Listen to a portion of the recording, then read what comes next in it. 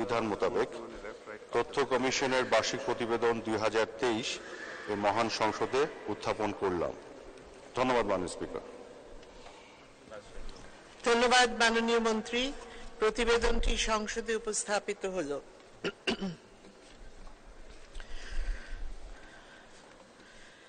মাননীয় সদস্যবৃন্দ, দিনের কার্যসূচি অনুযায়ী এখন আইন প্রণয়ন কার্যাবলী।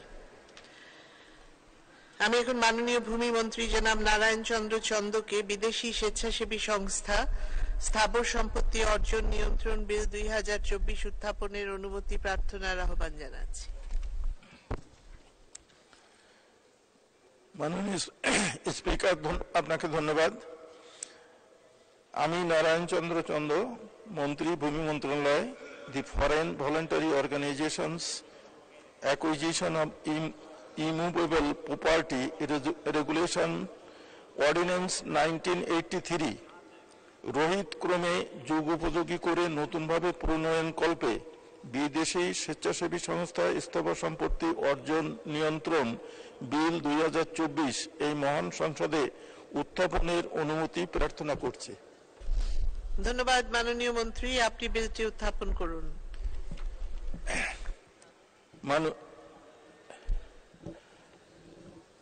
মাননীয় স্পিকার, আমি নারায়ণ চন্দ্র চন্দ, মন্ত্রী, ভূমি মন্ত্রণালয়, দি ফরেন ভলেন্টারি অর্গানাইজেশনস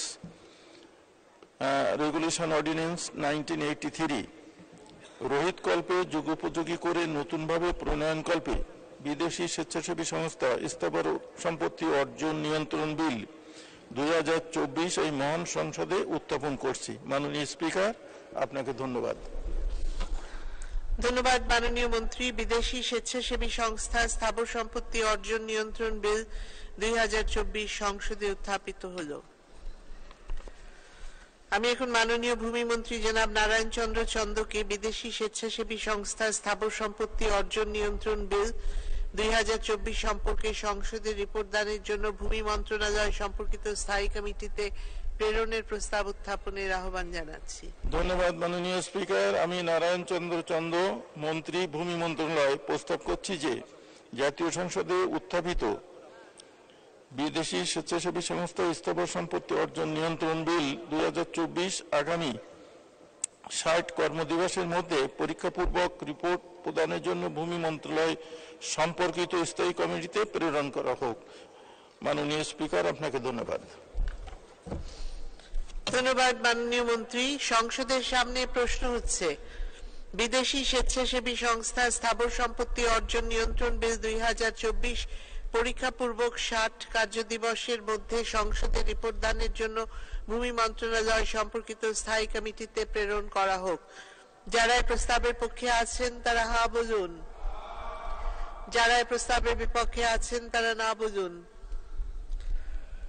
হা জয়যুক্ত হয়েছে, হা জয়যুক্ত হয়েছে, হা জয়যুক্ত হয়েছে। অতএব বিলটি ভূমি মন্ত্রণালয় সম্পর্কিত স্থায়ী কমিটিতে প্রেরিত হলো।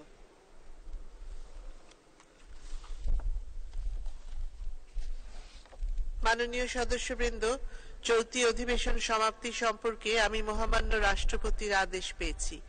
এই আদেশটি পাঠ করে শোনাবার আগে আমি অধিবেশন সমাপ্তি সম্পর্কে বক্তব্য রাখার জন্য প্রথমে আহ্বান জানাচ্ছি মাননীয় বিরোধী দলের নেতা গোলাম মোহাম্মদ কাদের, রংপুর 3।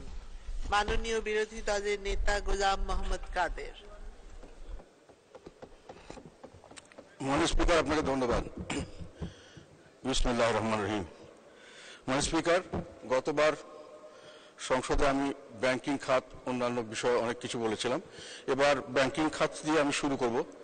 তারপরে আমি বিদ্যুৎ খাত সম্পর্কে কিছু কথা বলতে চাই এবং গ্যাস খাত, এই দুটো নিয়ে আমি কথা বলতে চাই। এইসব বিষয়ে আমার যে তথ্য উপাত্তগুলি আমি সরাসরি সরকারি তথ্য থেকে নেওয়ার চেষ্টা করেছি যতগুলো সম্ভব। কিছু কিছু তথ্য আমি নিয়েছি যেটা সংবাদ মাধ্যমের মাধ্যমে পেয়েছি, তারাও সোর্স দিয়েছে, সরকারি সোর্স। তো আমার তথ্য উপাত্তের উপর ভিত্তি করে আমি কিছু মন্তব্য অথবা কিছু সুপারিশমালা পেশ করতে চাই। তো সেখানে যদি আমাদের যে ডাটাগুলো আমরা ইউজ করেছি সেখানে কোনো ভুল ত্রুটি থাকতেই পারে, যেহেতু আমি যেটার থেকে করেছি অনেক সময় সংবাদ মাধ্যম থেকে করেছি, কাজেই এগুলোতে আমার মনে হয় সকলে সেইভাবেই জিনিসগুলো দেখবেন। আমি যেটা পেয়েছি সেটার উপর বেসিস করে আমি আমার মন্তব্য করব।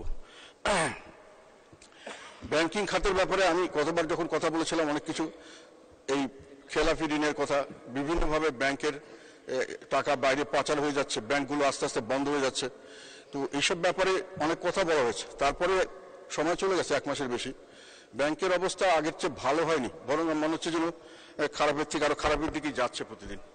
তো এখন এটার বিষয়ে যেটা মনে হচ্ছে সেটার আমাদের তো কথা বলার দরকার, বলছি।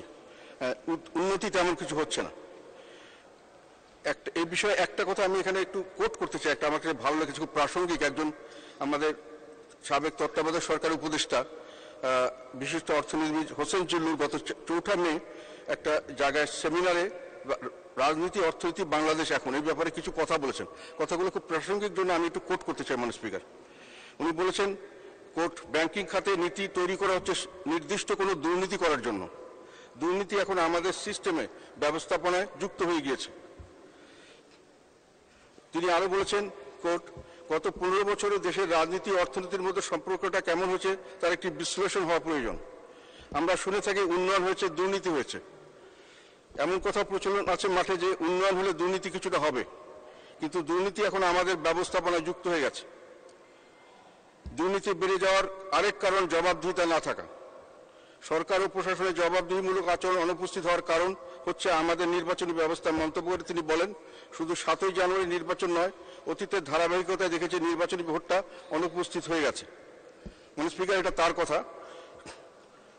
যশোরের হাইটেক পার্ক এখন কমিউনিটি সেন্টারের জন্য ভাড়া দিতে হচ্ছে। মন্তব্য করে জিল্লুর রহমান বলেন, গত 15 বছরে উন্নয়নের অর্থায়নটা ঋণ নির্ভর হয়ে গেছে। উন্নয়ন খরচের অদক্ষতা অনেক বেড়ে গেছে। একদিকে ঋণ নির্ভর উন্নয়ন, আমাদের ব্যবস্থাপনা একীভূত হয়ে গেছে। ব্যাংকিং খাতে নিয়ম নীতি তৈরি হচ্ছে দুর্নীতির প্রয়োজনে। নীতি তৈরি করা হচ্ছে নির্দিষ্ট কোনো দুর্নীতি করতে। দুর্নীতি ধরা পড়লেও তাদের বিচার হচ্ছে না। মন্তব্য করে তিনি বলেন, আপনি দুর্নীতি করছেন, সমস্যা নেই, বলা হচ্ছে করিস না। যেভাবে দুর্নীতি আমাদের সিস্টেমে একীভূত হয়ে গেছে। বৈদেশিক মুদ্রার রিজার্ভ ধরে রাখতে পারছি না, আমদানি নিয়ন্ত্রণ করা হচ্ছে। এগুলো অদক্ষ অর্থনীতির কুশাসন। এর পরিণতি সম্পর্কে তিনি বলেন, সামষ্টিক অর্থনীতিতে এক ধরনের শূন্যতা তৈরি আবার দেখতে পাচ্ছি। আর্থিক হিসাবে কিন্তু ঘাটতি এখনো আছে। কর্মসংস্থানের জন্য শিক্ষিত যুবকরা দেশ ছাড়ছেন। এতে ব্রেন ড্রেন হচ্ছে, মধ্যম আয়ের দেশে পরিণত হওয়ার সময়টি আকাঙ্ক্ষিত নয়। আনকোট। মাননীয় স্পিকার, এই ব্যাংকিং খাত নিয়ে কথাটা যেহেতু এসছে, আমি সেই জন্যই আবার এখানে বলতে চাই যে আমার কাছে একটা এনআরবিসি ব্যাংক, তাদের 13 জন স্টক স্পন্সর, উদ্যোক্তা পরিচালক এবং পরিচালক, তারা শেয়ার হোল্ডার পরিচালক, তারা আমাকে একটা পত্র দিয়েছে 30 এপ্রিল 2024। সেখানে তারা আমাকে বলেছেন যে এই ব্যাংকটা দুর্নীতিতে ডুবে যাচ্ছে। বিভিন্নভাবে আমরা অনেক আশা করে এখানে অনেক লগ্নি করেছি, অনেক টাকা এখানে দিয়েছি, কিন্তু এই ব্যাংকটার যে অবস্থা দেখা যাচ্ছে, এই টাকা আমরা ভবিষ্যতে আর এই ব্যাংক থাকবে কিনা, আমরা টাকা পাবো কিনা জানি না। তো সেই কারণে তারা আমার কাছে কিছু করার জন্য দিয়েছেন। এখন আমার তো করার এখতিয়ার খুবই কম। আমি সংসদের যেহেতু আছি, বিরোধী নেতা হিসাবে সংসদে হয়তো তুলে ধরতে পারি। সেই কারণে আমি এখানে জিনিসটা তুলে ধরতে চাচ্ছি। ওনারা যেটা বলেছেন সেটা হলো, ওনারা এখন বিভিন্নভাবে ওনাদের সমস্যাগুলো সম্পর্কে ওনারা ব্যাংকের গভর্নর, ডেপুটি গভর্নর ইত্যাদিকে বলেছেন প্রায় মার্চ মাসে 2022 সালে। বিভিন্ন সময় বলার পরে এটার ব্যাপারে গভর্নর সাহেব কিছু অ্যাকশনও নিয়েছিলেন, এবং তারপরে একটা বাংলাদেশ ব্যাংকের financial integrity and customer services department, vigilance and anti fraud division হতে বিশেষ পরিচালনা টিম গঠন করে পরিচালনা পরিষদ করা হয়, এবং এটা একটা ইন্সপেকশন টিম করে ইন্সপেকশন করা হয়েছে।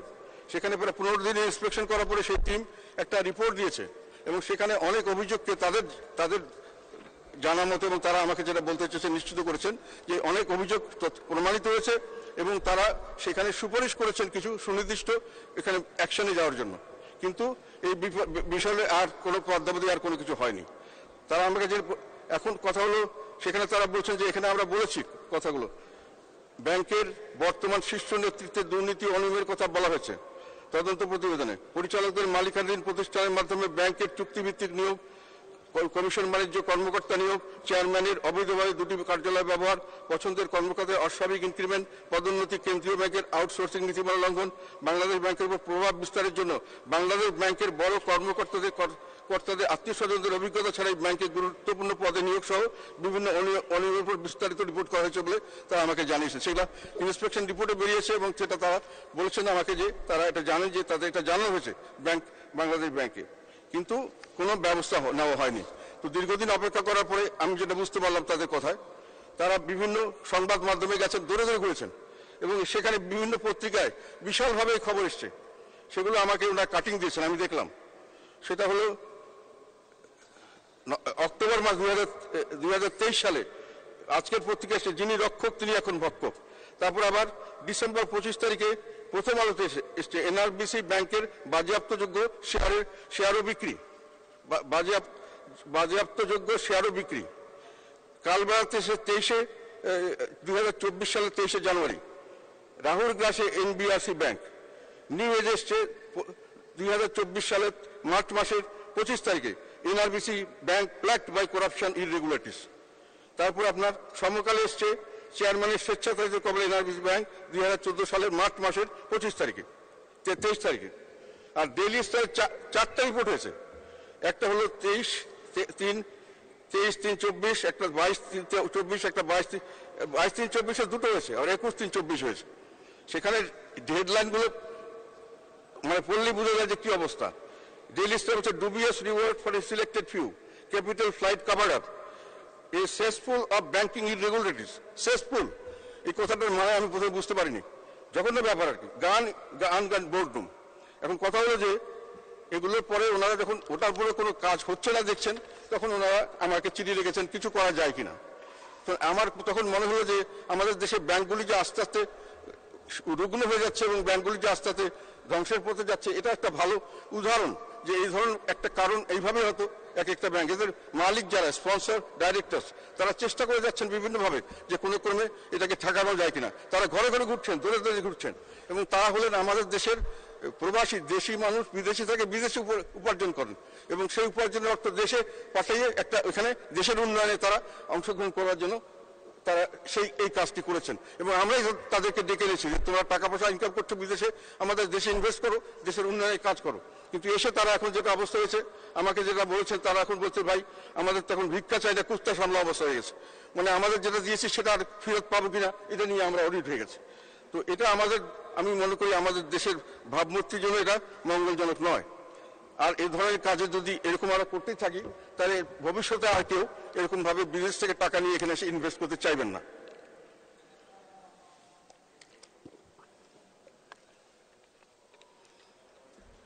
মানে স্পিকার, এভাবেই কিন্তু আমরা আমাদের জনগণের শুভ চেতনাগুলি কিছু মানুষের লোভ, অদক্ষতা ও অদূরদর্শিতার কারণে ধ্বংস করে ফেলছে। আমরা ম্যানেজ করতে পারছি না, মানুষ এগিয়ে আসছে আমাদের সাহায্য করার জন্য, আমরা তাই গ্রহণ করতে পারছি না। সেই জন্য আমি অনুরোধ করছি এনআরবিসি ব্যাংকের অনিয়ম, অব্যবস্থাপনা, দুর্নীতি যে অভিযোগ সেগুলো খতিয়ে দেখার ব্যবস্থা নেওয়া উচিত। আমার ধারণা বাংলাদেশ ব্যাংক অথবা অর্থ মন্ত্রণালয় যেটা ব্যাংকিং বিভাগ, তাদের একটা দায়িত্ব। আমি প্রত্যাশা করব যে এই ভুক্তভোগীদের যে উদ্বেগ, তার প্রমোশনের জন্য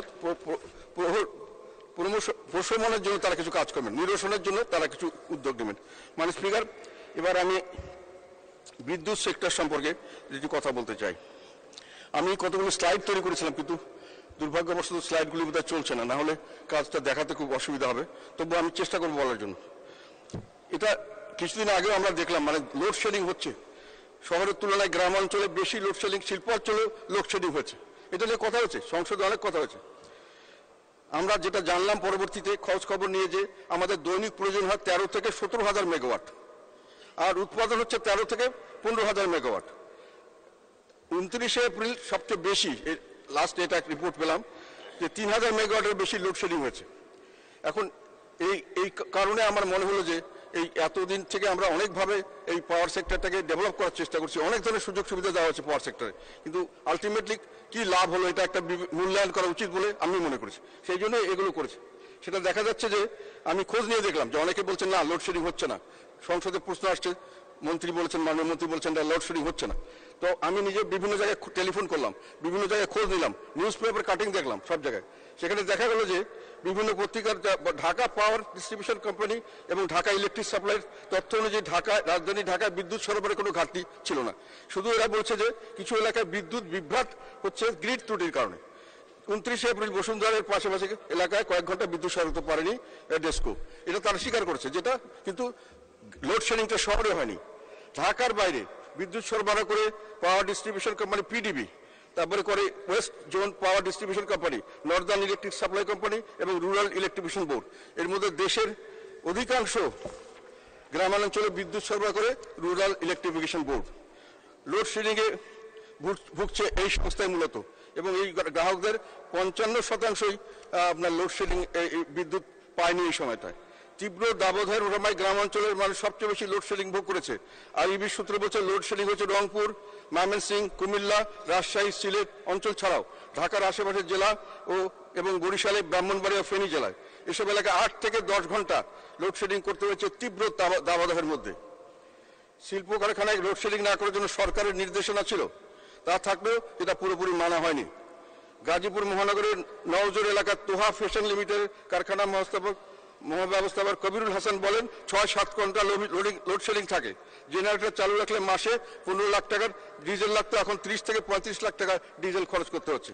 বগুড়া বিসিক শিল্প মালিক সমিতির সভাপতি আজিজুর রহমান বলেন স্বাভাবিক সময়ের চেয়ে শিল্প কারখানায় উৎপাদন অর্ধেক কমে গেছে। বগুড়া পল্লী বিদ্যুৎ সমিতি 1-এর মহাব্যবস্থাপক মনোয়ারুল ইসলাম ফারাজি বলেন গড়ে 30% বিদ্যুৎ সরবরাহ কম পাচ্ছি, দিনে রাতে 8 ঘন্টা পর্যন্ত লোডশেডিং হচ্ছে। 2010 সালে বিদ্যুৎ ও জ্বালানি সংকট মোকাবেলার জন্য 2 বছর, এখন আমি এটা সমস্যাগুলো বললাম যে লোডশেডিং বন্ধ হয়নি, আমাদের বিদ্যুৎ খাতের যেটা সমস্যা এখনো রয়ে গেছে।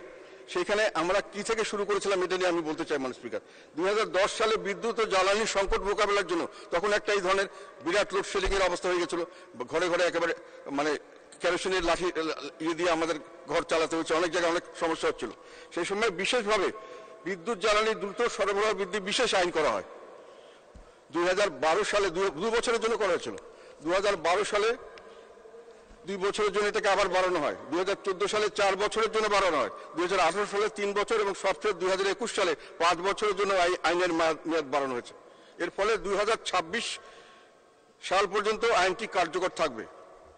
মাননীয় স্পিকার, এই আইনে এখন বিধান করা হয়েছে যে বিদ্যুতের জন্য জ্বালানি আমদানি অথবা বিদ্যুৎ কেন্দ্র স্থাপন অথবা বিদ্যুৎ ও জ্বালানি খাতে অন্য যে কোনো কার্যক্রম, গৃহীত কোনো ব্যবস্থা, আদেশ বা নির্দেশের বৈধতা সম্পর্কে কোনো আদালতের কাছে প্রশ্ন উত্থাপন করা যাবে না। এই আইনের আওতায় বিনা টেন্ডারে, বিনা দাপটে ভাড়াভিত্তিক বিদ্যুৎ ক্রয়, এলএনজি তরলীকৃত প্রাকৃতিক গ্যাস আমদানি, বিনা দরপত্রে গ্যাস বিদ্যুতের সঞ্চালন ও বিতরণ, অবকাঠামোগত নির্মাণ করার সুযোগ দেওয়া হয়েছে। মাননীয় স্পিকার, এই আইন অনুসারে বিদ্যুৎ ও সেজন্য ব্যবহার্য জ্বালানি সংক্রান্ত কেনাকাটার সঙ্গে যুক্ত সরকারি কর্মকর্তাদের বিচারের আওতায় আনা যাবে না। এসব বৈশিষ্ট্যের কারণে এই আইনকে দায় মুক্তি আইন বলে অভিহিত করা যায়।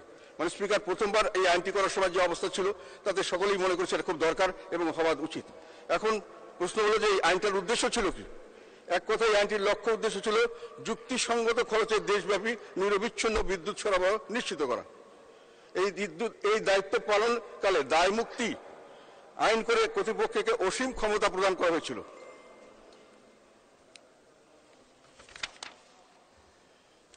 এখন বিদ্যুৎ সরবরাহের বর্তমান পরিস্থিতি 2014 সালে এখন এসে আমরা কি দেখছি? আমি মনে করি এটা মূল্যায়ন হলো যে বিদ্যুৎ সরবরাহ নিরবিচ্ছিন্ন হয়নি। বাস্তবতা হচ্ছে বিদ্যুৎ লোডশেডিং অব্যাহত আছে, যেটা একটু আগে বললাম। আর কিন্তু সেখানে মজার ব্যাপার হলো যে power grid company of Bangladesh PGCB সূত্র মধ্যে 29 এপ্রিল লোডশেডিং হয়েছে 3000-এর উপর, 3196 মেগাওয়াট। লোডশেডিং বিষয়ে পিডিবির দায়িত্বশীল কর্মকর্তা, এখানে আমি কথাটা আবার বলছি, লোডশেডিং বিষয়ে পিডিবির দায়িত্বশীল কর্মকর্তা বলেন গ্যাস ও কয়লা থেকে পরিকল্পনা মতো বিদ্যুৎ উৎপাদন হচ্ছে, তবে বকেয়া বিলের জটিলতা তেল চালিত বিদ্যুৎ কেন্দ্র থেকে পুরোদমে উৎপাদন করা যাচ্ছে না। জ্বালানি তেল চালিত বিদ্যুৎ কেন্দ্র থেকে 4000, ওনার কথা 4500 মেগাওয়াট উৎপাদনের লক্ষ্যমাত্রা ছিল, এটি 3000 মেগাওয়াটের বেশি করা যাচ্ছিল না। সেই একই সাথে ভারতের ঝাড়খণ্ডের আদানির বিদ্যুৎ কেন্দ্র বন্ধ হয়ে যায়, জাতীয় গ্রিডে বিদ্যুৎ রপ্তানি বন্ধের ফলশ্রুতিতে 3000 মেগাওয়াটের বেশি লোডশেডিং করতে হয়েছে। অর্থাৎ তেল চালিত 15,000 মেগাওয়াট এবং আদানি বিদ্যুৎ কেন্দ্রে অবশিষ্ট বিদ্যুৎ না থাকার লোডশেডিং হয়েছে।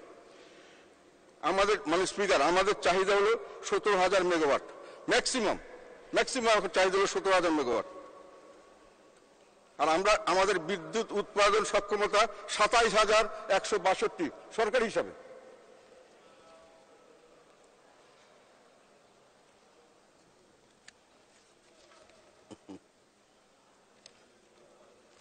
প্রয়োজনের চেয়ে 10,000 মেগাওয়াটের উপর উৎপাদন ক্ষমতা বিদ্যুৎ কেন্দ্র বসে আছে। আর অর্থাৎ এই 10,000 মেগাওয়াট বিদ্যুতের উৎপাদন এবং সরবরাহের বিষয়টি আমার এখন কথাটা আসলো যে এই 10,000 যখন ওনাদের স্টকে আছেন, যে ক্যাপাসিটি আছে আমাদের, তখন উনি কর্মকর্তা পরিকল্পনা যখন প্রণয়ন করলেন তখন এই চিন্তা তাদের মাথায় আসলো না কেন যে এই 10,000টা আমার এখানে বসে আছে, এটা আমি কেন ব্যবহার করছি না? এই অতিরিক্ত উৎপাদনক্ষম বিদ্যুৎ কেন্দ্রসমূহ বেসরকারি খাতে অনেক বেশি সুযোগ সুবিধা দিয়ে দেওয়া হচ্ছে শুধুমাত্র এই ধরনের পরিস্থিতি মোকাবেলা করে নিরবিচ্ছিন্নভাবে বিদ্যুৎ দেওয়ার জন্য। এখন অনুসন্ধানে দেখা যায়, স্পিকার, ভেরি ইন্টারেস্টিং,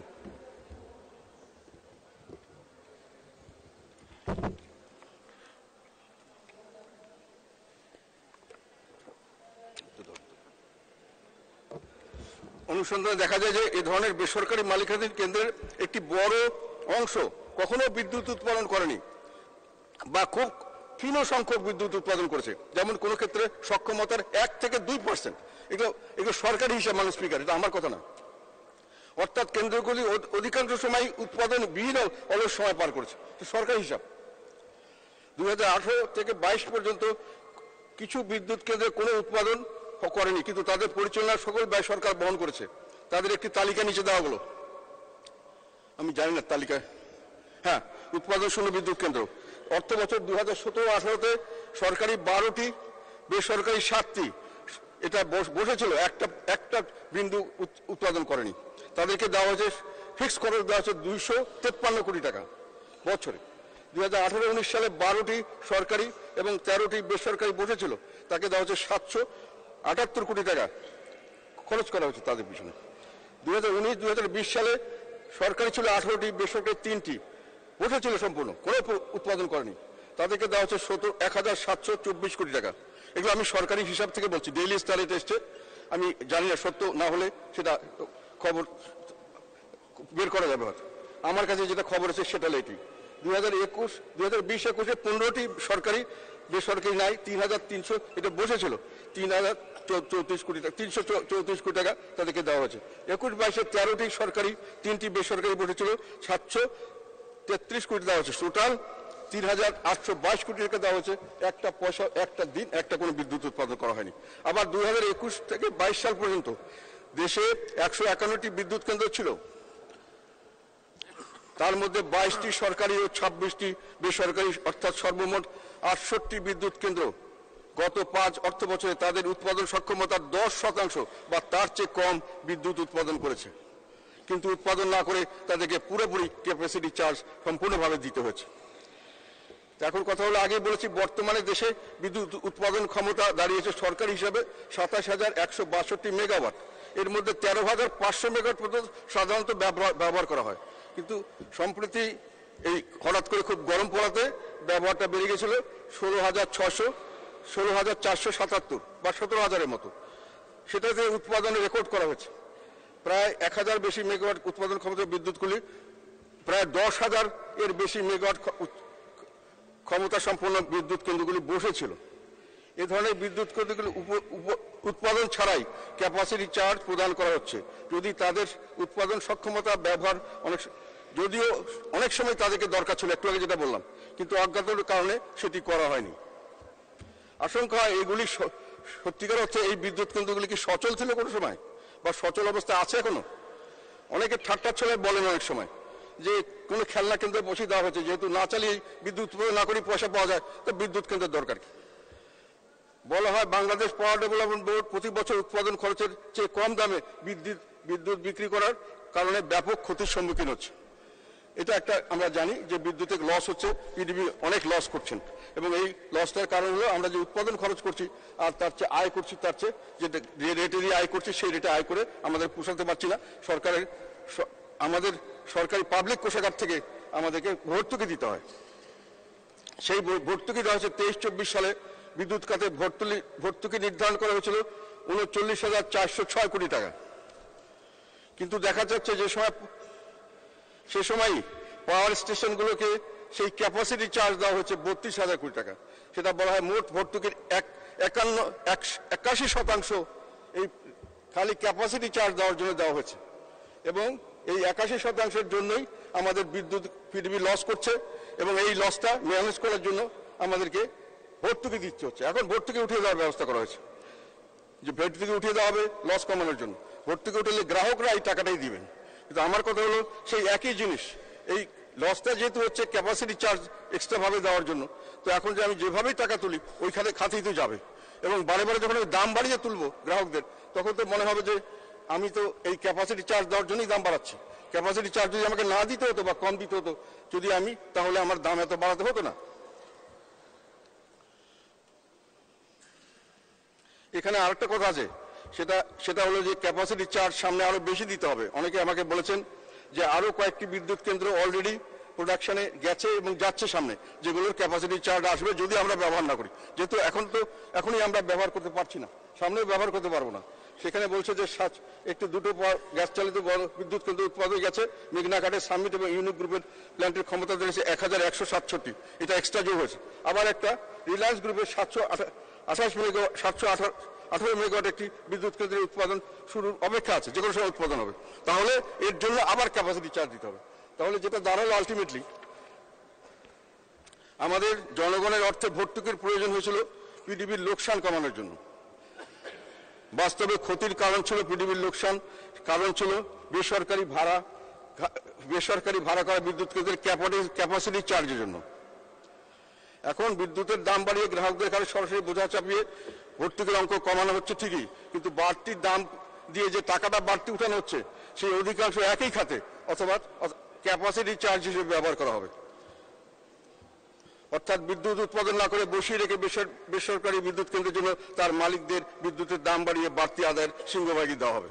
মানে স্পিকার, অন্য বললে বলা যায়, বেসরকারি বিদ্যুৎ কেন্দ্র বসিয়ে রেখে যে ক্যাপাসিটি চার্জ ও অন্যান্য খরচ দেওয়া হচ্ছে সেটি বিদ্যুতের মূল্য বৃদ্ধির প্রধান কারণ। এই ধরনের বিদ্যুৎ কেন্দ্র না থাকলে বা সংখ্যায় কম হলে বিদ্যুতের দাম বাড়াতে হতো না বা এত বেশি পর্যায়ে বৃদ্ধির দরকার হতো না। মানে স্পিকার, আমি 2010 থেকে 2024 পর্যন্ত বিদ্যুতের মূল্য বৃদ্ধির একটা চার্ট করেছি এখানে। হ্যাঁ, সেখানে দেখবেন যে 2010-এ যেটা 3 টাকা 73 পয়সা ছিল, সেটা 2024-এ 8 টাকা 70 পয়সা গড়ে আর কি দাম বেড়েছে, এবং প্রতি বছর বাড়ছে। এবং এখন IMF একটা কন্ডিশন দিয়েছে যে আরো বাড়াতে হবে, প্রতি বছর 3 বার করে বাড়াতে হবে। এখন 3 বার করে বাড়ায় আমরা টাকা দেব, এবং এরপরে এই টাকাগুলি আসলেই হয়তো দরকার ছিল কিনা, এই যে ক্যাপাসিটি বড় করে ক্যাপাসিটি তৈরি করা, যেটা প্রয়োজন ছিল কিনা, এটা আমার মনে হয় এটা বিবেচনার করার এবং পরীক্ষা করার দরকার এসে গেছে। আমি বিদ্যুৎ সম্পর্কে আর একটি কথা বলবো মানে স্পিকার, যেখানে আমাদের বিদ্যুৎ চাহিদা বর্তমানে 13,000 থেকে সর্বোচ্চ 17,000 মেগাওয়াট, সেখানে 27,000 মেগাওয়াটের উপরে সক্ষমতা তৈরি করা হলো কেন? আমার জানা মতে সক্ষমতা বৃদ্ধি অব্যাহত আছে। এত প্রচুর অর্থ ব্যয় হচ্ছে, দেশি বিদেশি ঋণ বাড়ছে। বিদেশি ঋণের প্রায় 20% নেওয়া হয় বিদ্যুৎ খাতের জন্য। বিদ্যুৎ খাতের ব্যবহার বাড়ার জন্য যে অর্থনীতির যে গতি, সেটা তো আমরা লক্ষ্য করছি না। ফলে প্রশ্ন, কোন প্রাক্কলন, কি এস্টিমেটের ভিত্তিতে এই ডিমান্ড ক্যালকুলেশন করো, কোন ডিমান্ডের ভিত্তিতে এই এক্সট্রা ক্যাপাসিটি বাড়ানো হচ্ছে বা প্রোডাকশন বাড়ানো হচ্ছে, এটা আমার কাছে একটা প্রশ্ন। সাধারণ জনগণের হয়ে আমি এই প্রশ্নটা রাখতে চাই। অনেক বিশেষজ্ঞের মতে বিদ্যুৎ খাতে ক্যাপাসিটি চার্জ না করলে বিনিয়োগ আসবে না, এটা বলা হয়। কিন্তু অনেকে আমাকে বলেছেন, যারা বিশেষজ্ঞ এই লাইনে কাজ করেন, বলছে কথাটা সর্বতভাবে সত্য নয়। আমাদের দেশে আমার জানা মতে আমরা কোনো সময় চেষ্টাই করিনি যে ক্যাপাসিটি চার্জ না দিয়েও বিনিয়োগ আনা যায় কিনা। হয়তো দেখা যেত যেখানে আনার সম্ভাবনা ছিল, কিন্তু আমরা সেটা জানি না। বেসরকারি বিদ্যুৎ কেন্দ্রগুলি দেশীয় মালিকানাধীন। এখানে আরেকটা প্রশ্ন আসছে, বারে বারে এই কথাগুলি অনেক সময় অনেক জায়গায় আমি শুনি, কিন্তু তাদের বিদেশি মুদ্রায় পেমেন্ট করার কতটা যুক্তিসঙ্গত? তারা তো দেশীয় ব্যবসা করছে, দেশীয় সবাই, আমরা ব্যবসা বাণিজ্য করলে, দেশের ব্যবসা করলে দেশেই টাকা পাবো, আমরা বিদেশি মূল্যে কেন দেবো? আর একটা জিনিস হলো,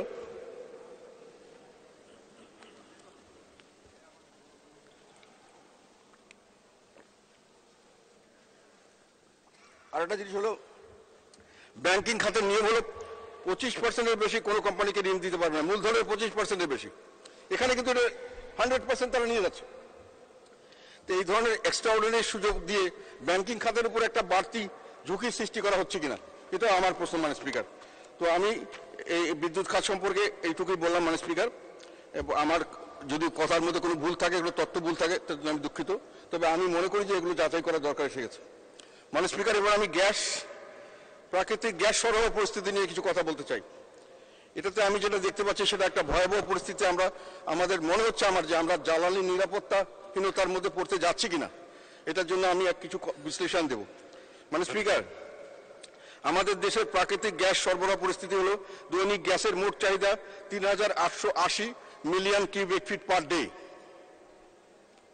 সেখান থেকে সরবরাহ করা হয় 824 ঘাটতি রাখা হয়। এটা দেওয়া সম্ভব হচ্ছে না, আমরা দিতে পারছি না এখনই। ফলে আমরা সরবরাহ করতে 3056 মেগাওয়াট সরবরাহ করছে এটাই। আর বাকিগুলো ঘাটতি হিসেবে আছে, ওটা বিভিন্ন জায়গায় ঘাটতির যে ফল, এটা আমি পরবর্তীকালে দেখাবো। অনেক জায়গায় ইন্ডাস্ট্রিতে, অনেক ক্ষেত্রে বিদ্যুৎ কেন্দ্রে, অনেক শিল্প অঞ্চলে গ্যাস পাচ্ছে না, কেননা আমরা ঘাটতি করেছি। আমরা অলরেডি সম্পূর্ণ গ্যাস দিতে পারছি না। যেটা দিচ্ছি সেটার মধ্যে দুটো সোর্স আছে, একটা হলো আমরা দেশীয় গ্যাস ফিল্ড, আর একটা হলো বিদেশ থেকে LNG ইম্পোর্ট করা। এই দেশীয় গ্যাস ফিল্ডের মধ্যেও দুটো ব্যাপার আছে, ভাগ আছে। একটা তো রাষ্ট্রায়ত্ত গ্যাস কোম্পানির মাধ্যমে সরবরাহ, কতগুলো আছে আমাদের দেশের বাপেক্স ইত্যাদি যারা চালায়, পেট্রো বাংলা, তারাই এক্সট্রাক্ট করে, সেখানে 791। আর আন্তর্জাতিক দুটো তেল কোম্পানির মাধ্যমে 1224 মেগাওয়াট দিয়ে 2025 million cubic feet per day করা হয়। ফিগারগুলো ওখানে আছে মানে স্পিকার। আমি বলতে চাচ্ছি যে এখানে যেটা আন্তর্জাতিক যে কোম্পানিগুলো এখানে করছে, শেভরন একটা, শেভরনের 3টা বা 4টা আছে, তার মধ্যে বিবিএনআই সবচেয়ে বড়। সেই বিবিএনআই 33% প্রোডাকশন হচ্ছে এখন টোটাল প্রোডাকশনের। সেই বিবিএনআর প্রোডাকশন থেকে যেটা দেখা যাচ্ছে সেটা হলো একটা বড় ডেঞ্জারাস ব্যাপার, কেননা বিবিএনআর যে রিজার্ভ ক্যালকুলেট করা হয়েছিল, এটা আমাদের এখন যে চাহিদা তার মোট 1/3।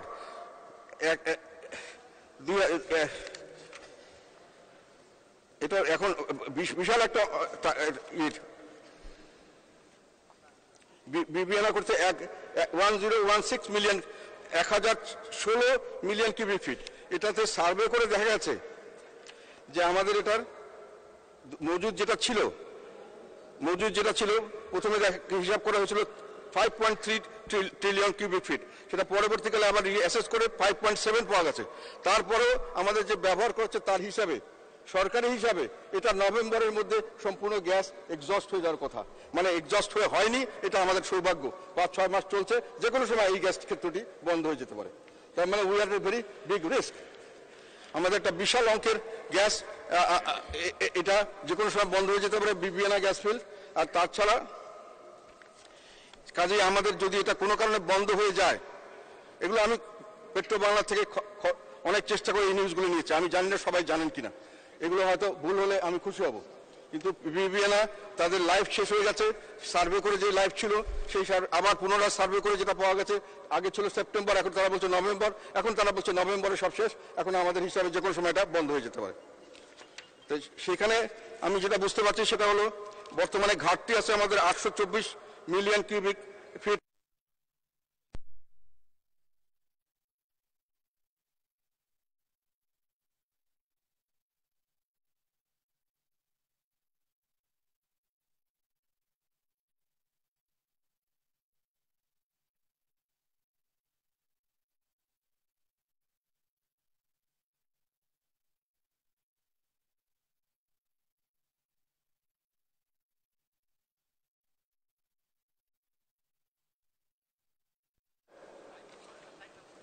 সেটা হলো floating storage and regasification unit.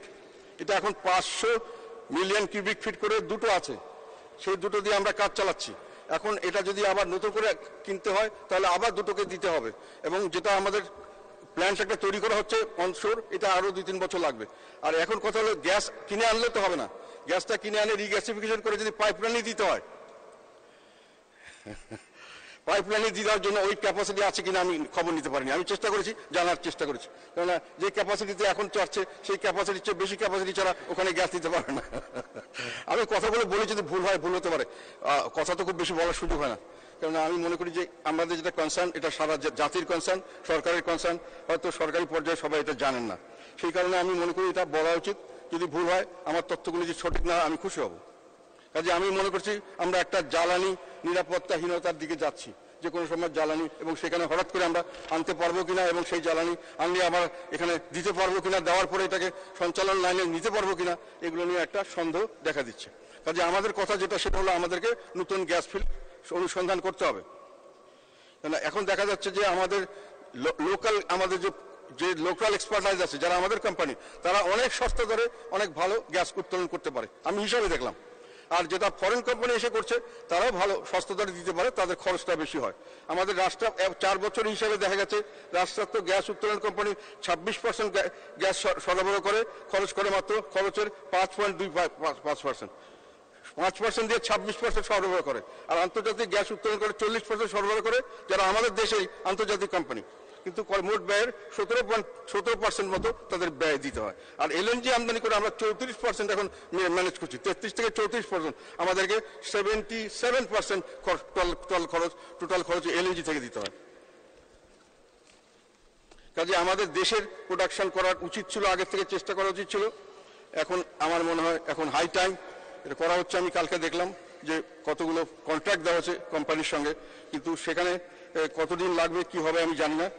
আগে দিলে আরো ভালো হতো, কেননা তেল এলপিজির যেটা এলএনজির দাম, আমাদের দেশের থেকে গ্যাস করলে আমাদের যদি 1 ইউনিটে $1 থেকে $3 খরচ হয়, দীর্ঘমেয়াদী চুক্তিতে হচ্ছে এখন $12 1 ইউনিট, মানে 1000 কিউবিক ফিট, 1 মিলিয়ন বিটিইউ। আর স্পট মার্কেট থেকে গেলে $35 থেকে $40 লাগে। সেটা যদি আমরা নিজের থেকে করি অনেক অনেক সস্তা দরে আমরা করতে পারবো, এবং এটা এখন উত্তোলন করা দরকার। এবং সেখানে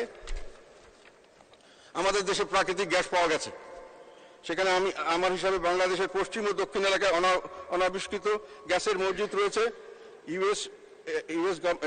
ইউএসজিএস এন্ড পেট্রোবাংলা যৌথ জরিপে 32 TCF এবং 2018 সালে ডেনমার্ক এবং র্যাম্বল পরামর্শ কোম্পানি জরিপে 34 TCF এর প্রাকৃতিক গ্যাসের মজুদ পাওয়া যাওয়ার সম্ভাবনা বলেছেন। এখানে অনুসন্ধান করা দরকার, এবং অনুসন্ধানের সময় আমি মনে করি যে অনুসন্ধানের সময় আমাদের দেশি কোম্পানিগুলো দিলে, দেশি কোম্পানিকে যত বেশি আমরা সুযোগ সুবিধা দিব তত আমরা লাভবান হব, এবং এটা যত তাড়াতাড়ি করা সম্ভব সেটা করা উচিত। তার জন্য হয়তো দরকার হলে এখানে যদি স্পেশাল কোনো ব্যবস্থা করতে হয় তাও করা উচিত, কেননা তাদেরকে অনেক সময় বলা হয় যে তারা এক্সপার্ট নয়, তারা পারে না, কিন্তু আমরা দেখেছি যে হিস্ট্রিক্যালি ফিগার আমি চেক করে দেখেছি যে তাদের যে কয়েকটাতে তারা করেছে সেখানে তারা যথেষ্ট ভালো করেছে। তারা 18টি কূপ খনন করে রাষ্ট্রায়ত্ত গ্যাস কোম্পানি 9টি গ্যাস পাওয়া গেছে, 50% সফলতা। আর তাদের খরচ হয়েছে 6,832 কোটি টাকা। আর আন্তর্জাতিক গ্যাস কোম্পানি আমাদের দেশে করেছে 56,545 কোটি টাকা। 8টি কূপ খনন করেছে, 2টিতে গ্যাস পাওয়া গেছে, তাদের সাকসেস রেট হলো 25%। তো আমার কথা হলো গ্যাস সেক্টরে এই কথা বলে আমি শেষ করতে চাই যে দেশীয় গ্যাস কোম্পানিগুলোকে গ্যাস অনুসন্ধানের ক্ষেত্রে প্রাধান্য দেওয়া উচিত আমাদের। বিদেশি কোম্পানিকে এ কাজে নিয়োজিত করা যেতে পারে, করা হচ্ছে, আমি কালকে দেখলাম, তবে আরো ভালো করে বেশি করে করা উচিত। আর গ্যাস অনুসন্ধানের মাধ্যমে গ্যাস প্রাপ্তি সাপেক্ষে আগামীতে বাংলাদেশের জ্বালানি নিরাপত্তা নির্ভরশীল বিষয়টি খুব সিরিয়াসলি এটা দেখা উচিত। আমরা গ্যাসের উপরে জ্বালানির বিষয়ে যথেষ্টভাবে নির্ভরশীল হয়ে গেছে। মানে স্পিকার, আমি এখানে আর দু একটি কথা বলবো, আর বেশি কথা বলবো না। আমাদের কয়েকদিন আগে মেট্রো রেল হলো, আমরা সবাই খুশি হয়েছি, মেট্রো রেল নিয়ে আমরা খুব গর্বিত। কিন্তু আমি কয়েকটা জিনিস দেখতে চেষ্টা করলাম, সেখানে গিয়ে যেটা দেখলাম মেট্রো রেলের নির্মাণ খরচ অনেক বেশি হয়েছে পৃথিবীর যে কোনো জায়গার চেয়ে। হায়দ্রাবাদ ভারতে 316 কোটি টাকা পার কিলোমিটার খরচ হয়েছে। জয়পুরহাট ভারতে 346 কোটি টাকা পার কিলোমিটার খরচ হয়েছে। আহমেদাবাদ ভারতে 420 কোটি টাকা পার কিলোমিটার খরচ হয়েছে। বেঙ্গালুরু ভারতে 540 কোটি টাকা পার কিলোমিটার খরচ হয়েছে। Kolkata east West metro rail extension Hooghly নদীর নিচে দিয়ে গেছে, সেটা 110.8 কিলোমিটার, 6 মার্চ উদ্বোধন হয়েছে, 1048 কোটি টাকা পার কিলোমিটার হয়েছে। আর দুবাইয়ে চালকবিহীন 70 কিলোমিটার, সেটা হচ্ছে 709 কোটি টাকা পার কিলোমিটার। আর আমাদের MRT 6 Uttara to Motijheel 21.6 kilometre খরচ হয়েছে 1534 কোটি টাকা পার কিলোমিটার। আর MRT গাবতলী 5 দাসেরকান্দি 17.2 কিলোমিটার 3175 কোটি টাকা কিলোমিটার পার কিলোমিটার খরচ। MRT 1 বিমানবন্দর কমলাপুর প্লাস পূর্বাচল 31 এত এবং 1682 কোটি টাকা পার কিলোমিটার খরচ হয়েছে। এগুলো সরকারি হিসাব। আর দুটো জিনিস আমি সবসময় বলি, এখনো বলছি, আমাদের দেশে কতগুলো জিনিসের মানুষের আস্তে আস্তে ভুলে যাচ্ছে। সেটা হলো আমাদের যে একটা বিরাট অঙ্কের চুরি হয়েছিল বাংলাদেশ ব্যাংকের রিজার্ভ চুরি হয়েছিল। রিজার্ভ চুরির তারিখ ছিল 4 ফেব্রুয়ারি 2016। চুরি হওয়া অর্থের পরিমাণ $81 মিলিয়ন। কিছু উদ্ধার হয়েছে 25 মিলিয়নের মতো। চুরির বিষয়ে মামলা হয়েছে 15 মার্চ 2016 সালে। মামলার সময় অতিবাহিত 8 বছর 1 মাস 21 দিন। তদন্ত প্রতিবেদন দাখিলের সময় পেছানো হয়েছে 78 বার। তো এইটা হলো যে আরেকটা, শুধু আমরা বারে বারে বলি, একটি শেষ করব। স্পিকার, সাগর রুনি হত্যাকাণ্ড হয়েছে 11 ফেব্রুয়ারি 2012। এটা গতবার আমি বলেছিলাম। সেখানে এখন 8 বার তদন্ত কর্মকর্তা পরিবর্তন করা হয়েছে, 108 বার তদন্ত প্রতিবেদনের তারিখ পরিবর্তন করেছে। মামলার বয়স হয়েছে 12 বছর 2 মাস 27 দিন। এখনো ইনকোয়ারি শুরু হয়নি। তো এগুলো আমি মনে করি যে এগুলো বিচার, justice delayed is justice denied. বিলম্বিত বিচার বিচারহীনতা সৃষ্টি করে। বিচারহীনতার সংস্কৃতি আমরা তৈরি করছি কিনা এই বিষয়টি আমাকে ভাবিয়ে তোলে অনেক সময়। সেই জন্যই কথাগুলো বললাম। স্পিকার,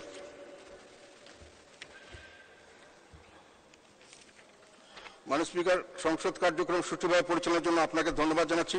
একই সাথে সংসদ নেতা মাননীয় প্রধানমন্ত্রীকেও ধন্যবাদ জানাচ্ছি এবং ধন্যবাদ জানাচ্ছি মন্ত্রী পরিষদের সকল সম্মানীয় সদস্যবৃন্দকে। আরও ধন্যবাদ জানাচ্ছি সংসদের উপনেতা, চিফ হুইপ, বিরোধী উপনেতা, বিরোধী চিফ হুইপ, হুইপবৃন্দ, বিরোধী ও সকল সংসদ সদস্যদের।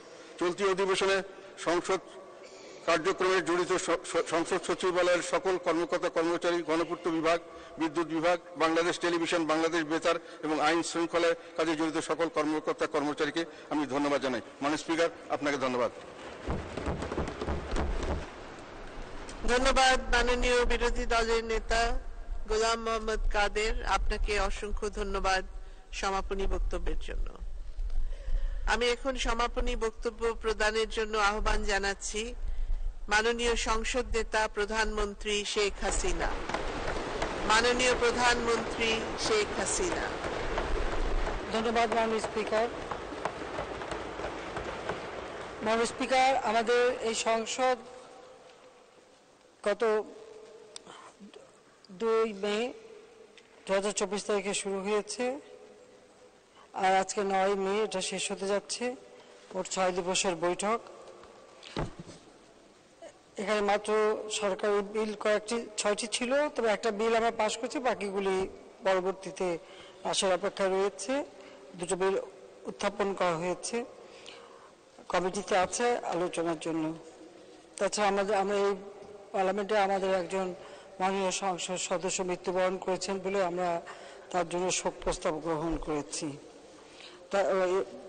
এছাড়া সরকারি কর্ম কমিশনের রিপোর্ট, তথ্য কমিশনের বার্ষিক প্রতিবেদন, দুর্নীতি দমন কমিশনের বার্ষিক প্রতিবেদন, বিশ্ববিদ্যালয় মঞ্জুরি কমিশনের বার্ষিক প্রতিবেদন এবং বাজেট বাস্তবায়ন সম্পর্কিত প্রান্তিক প্রতিবেদন এই সংসদে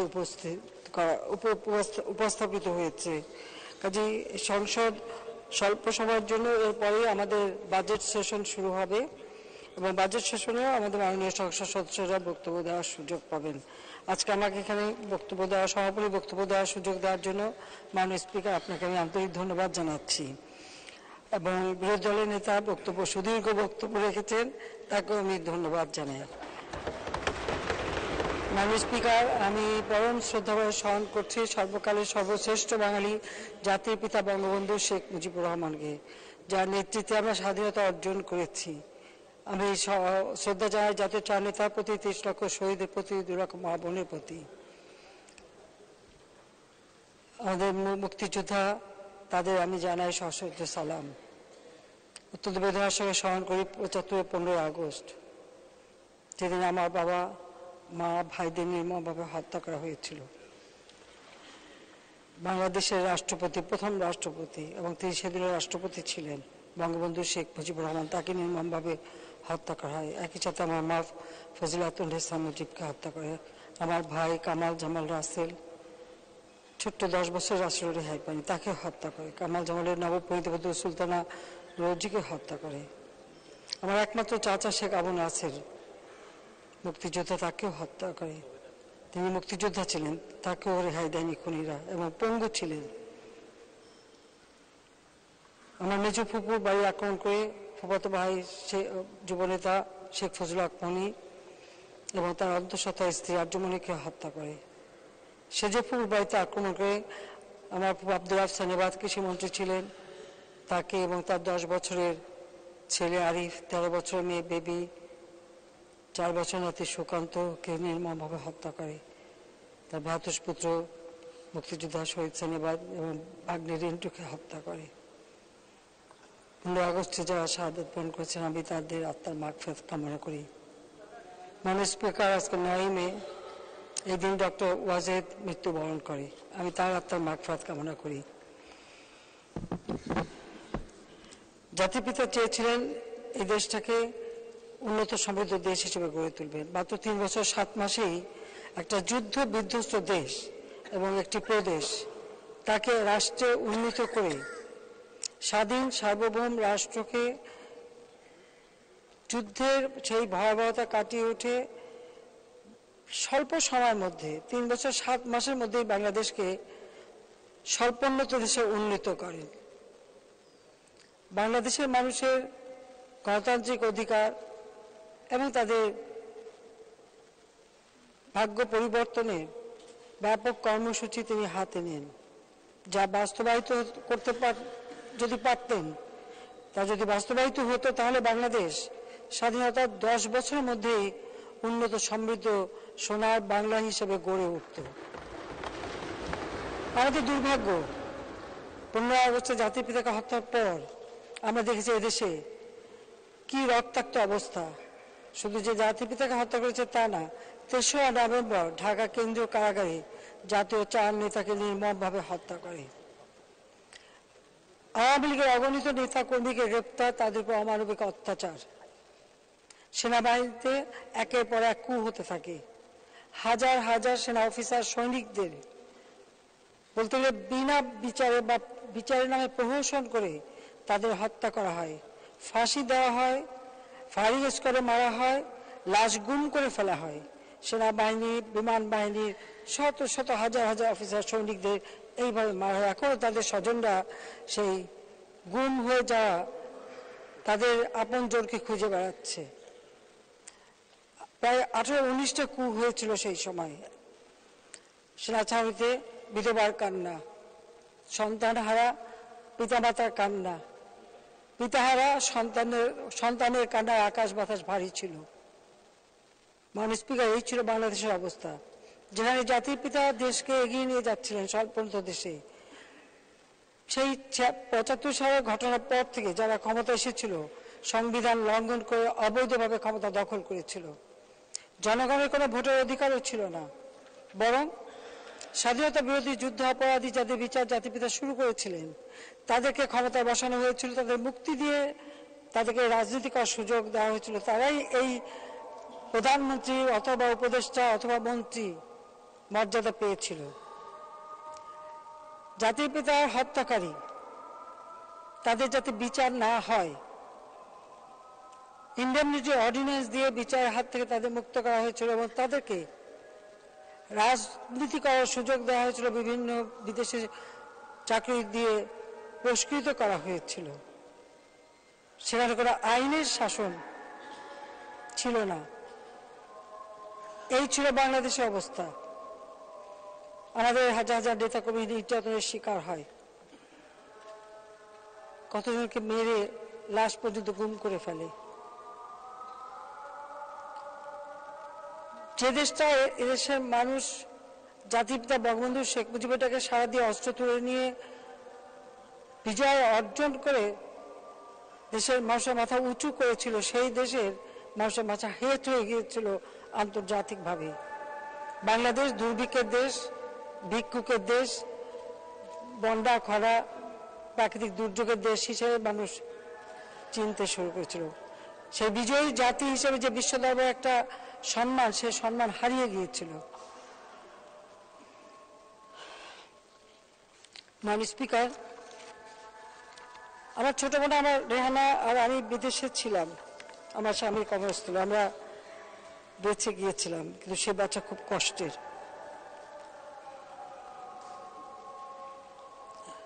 81 সালে আমি ফিরে আসার সুযোগ পাই। সেখানে বাধা ছিল অনেক, সকল প্রতিকূলতা ভেঙে আমি চলে এসেছিলাম। সমগ্র বাংলাদেশ আমি ঘুরি, মানুষের অবস্থা আমি নিজের চোখে দেখেছি। প্রতি বছর দুর্ভিক্ষ, মানুষের মাথা পিছু আয় জাতিপিতা যেখানে রেখে গেছে ওইটুকুই, তারপরে একটু বাড়েনি এবং কমেছে। দেশের কোনো উন্নতি তেমন ছিল না। ক্ষমতাসীনরা ক্ষমতার উচ্ছিষ্ট বিলিয়ে কিছু মানুষ এলিট শ্রেণী তৈরি করে। আজকে যে কথা আসে ঋণ খেলাপি, এই ঋণ খেলাপি কালচার কখন শুরু? ওই জিয়াউর রহমান যখন অবৈধভাবে ক্ষমতা দখল করে ক্ষমতাকে কুক্ষিগত করে, ঠিক সেই থেকেই শুরু, যার ধারাবাহিকতা আমরা দেখেছি এরশাদের আমলে, খালেদা জিয়ার আমলে, এবং সেখান থেকে এখনো পূর্ণ মুক্তি পাওয়া যায়নি। এটা হলো বাস্তবতা। তারপরে আমাদের প্রচেষ্টা আছে। মাননীয় স্পিকার, আজকে অনেকে গণতন্ত্রের কথা বলে, গণতন্ত্রের প্রবর্তক হয়ে গেছে কেউ কেউ।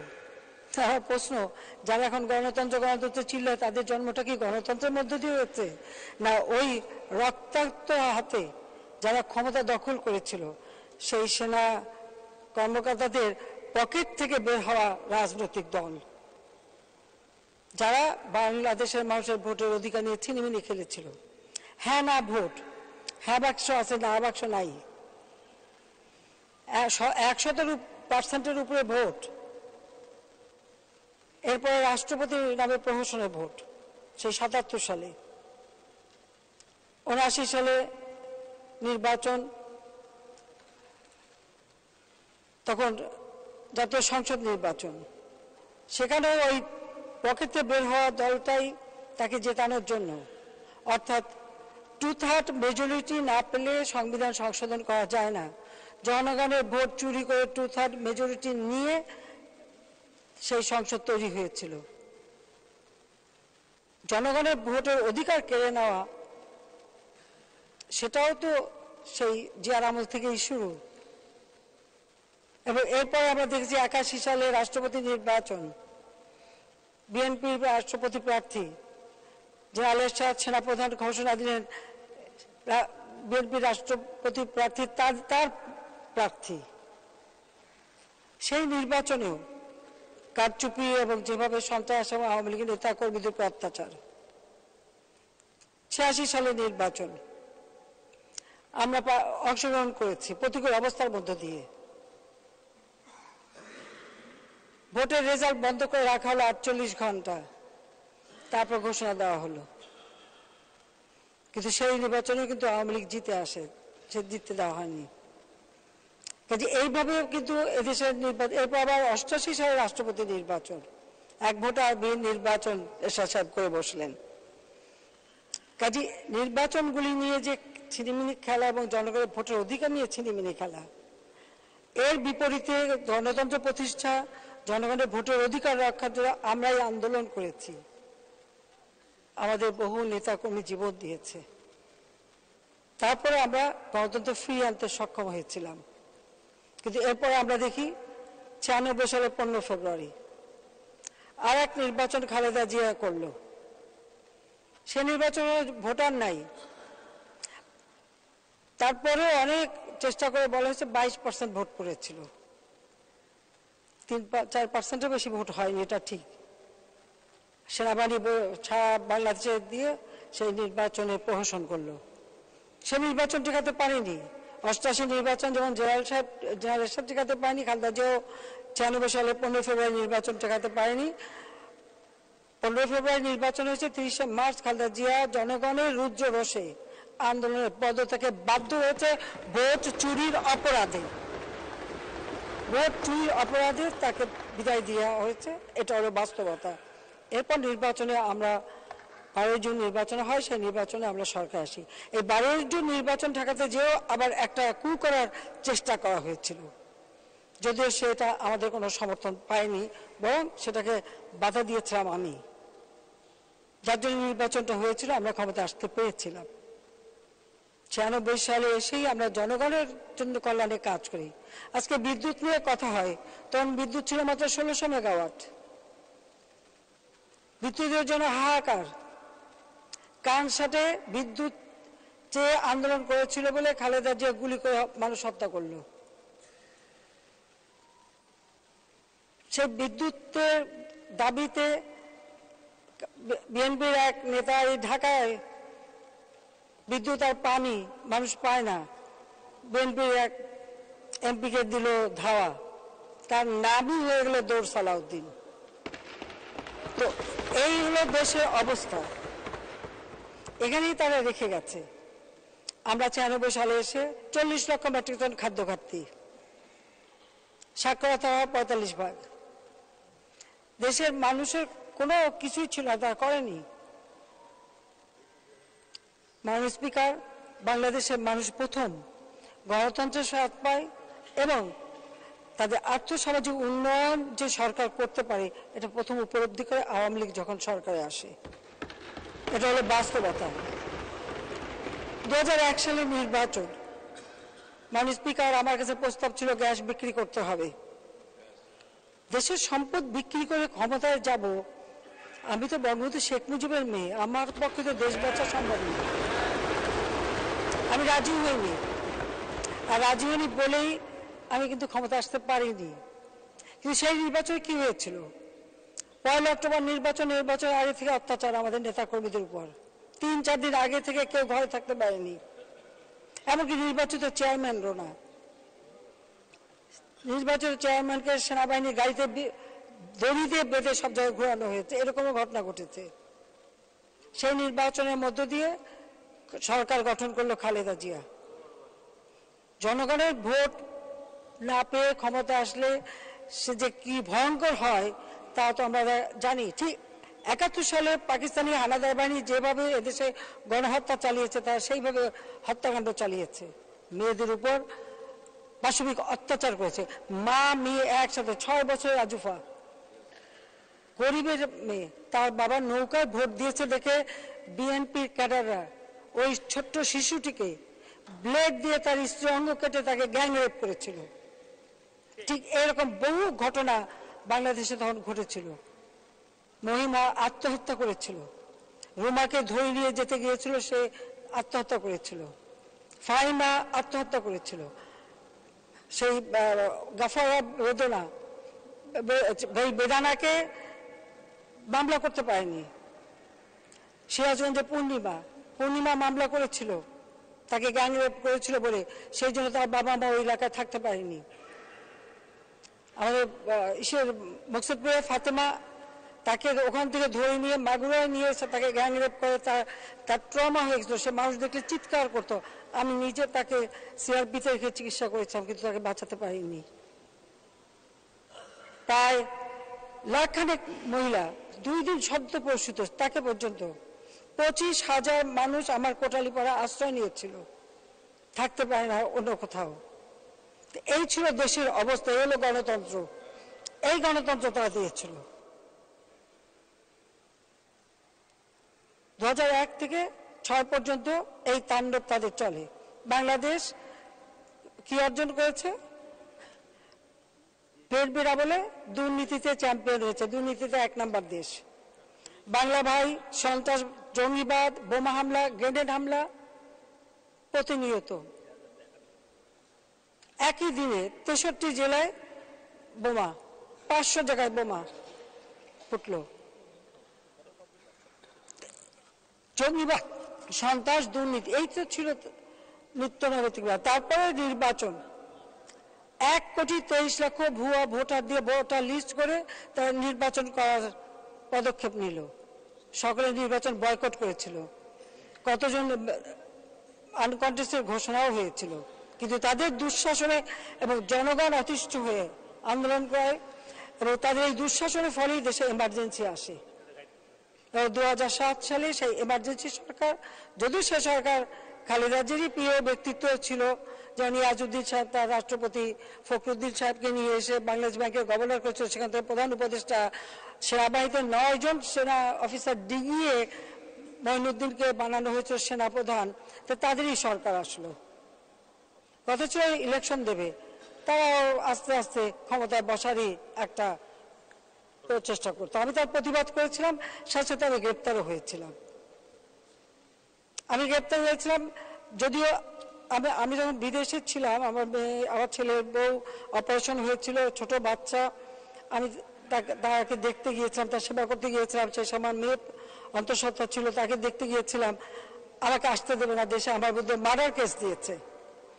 যখন আমি শুনলাম যে আমার বিরুদ্ধে মার্ডার কেস দিয়েছে, আমার মেয়েকে আমার দেখতে যাওয়ার কথা ছিল, আমি তাকে দেখে এসেছিলাম, আবার যাব, আমি যাইনি। আমি যাইব, একটু সুস্থ হয়েছে, আমি ফিরে এসেছি দেশে, দেশে ফিরে আসার চেষ্টা করলাম, আমাকে আসতে দেবে না, আমাকে বলা হলো না আসার জন্য।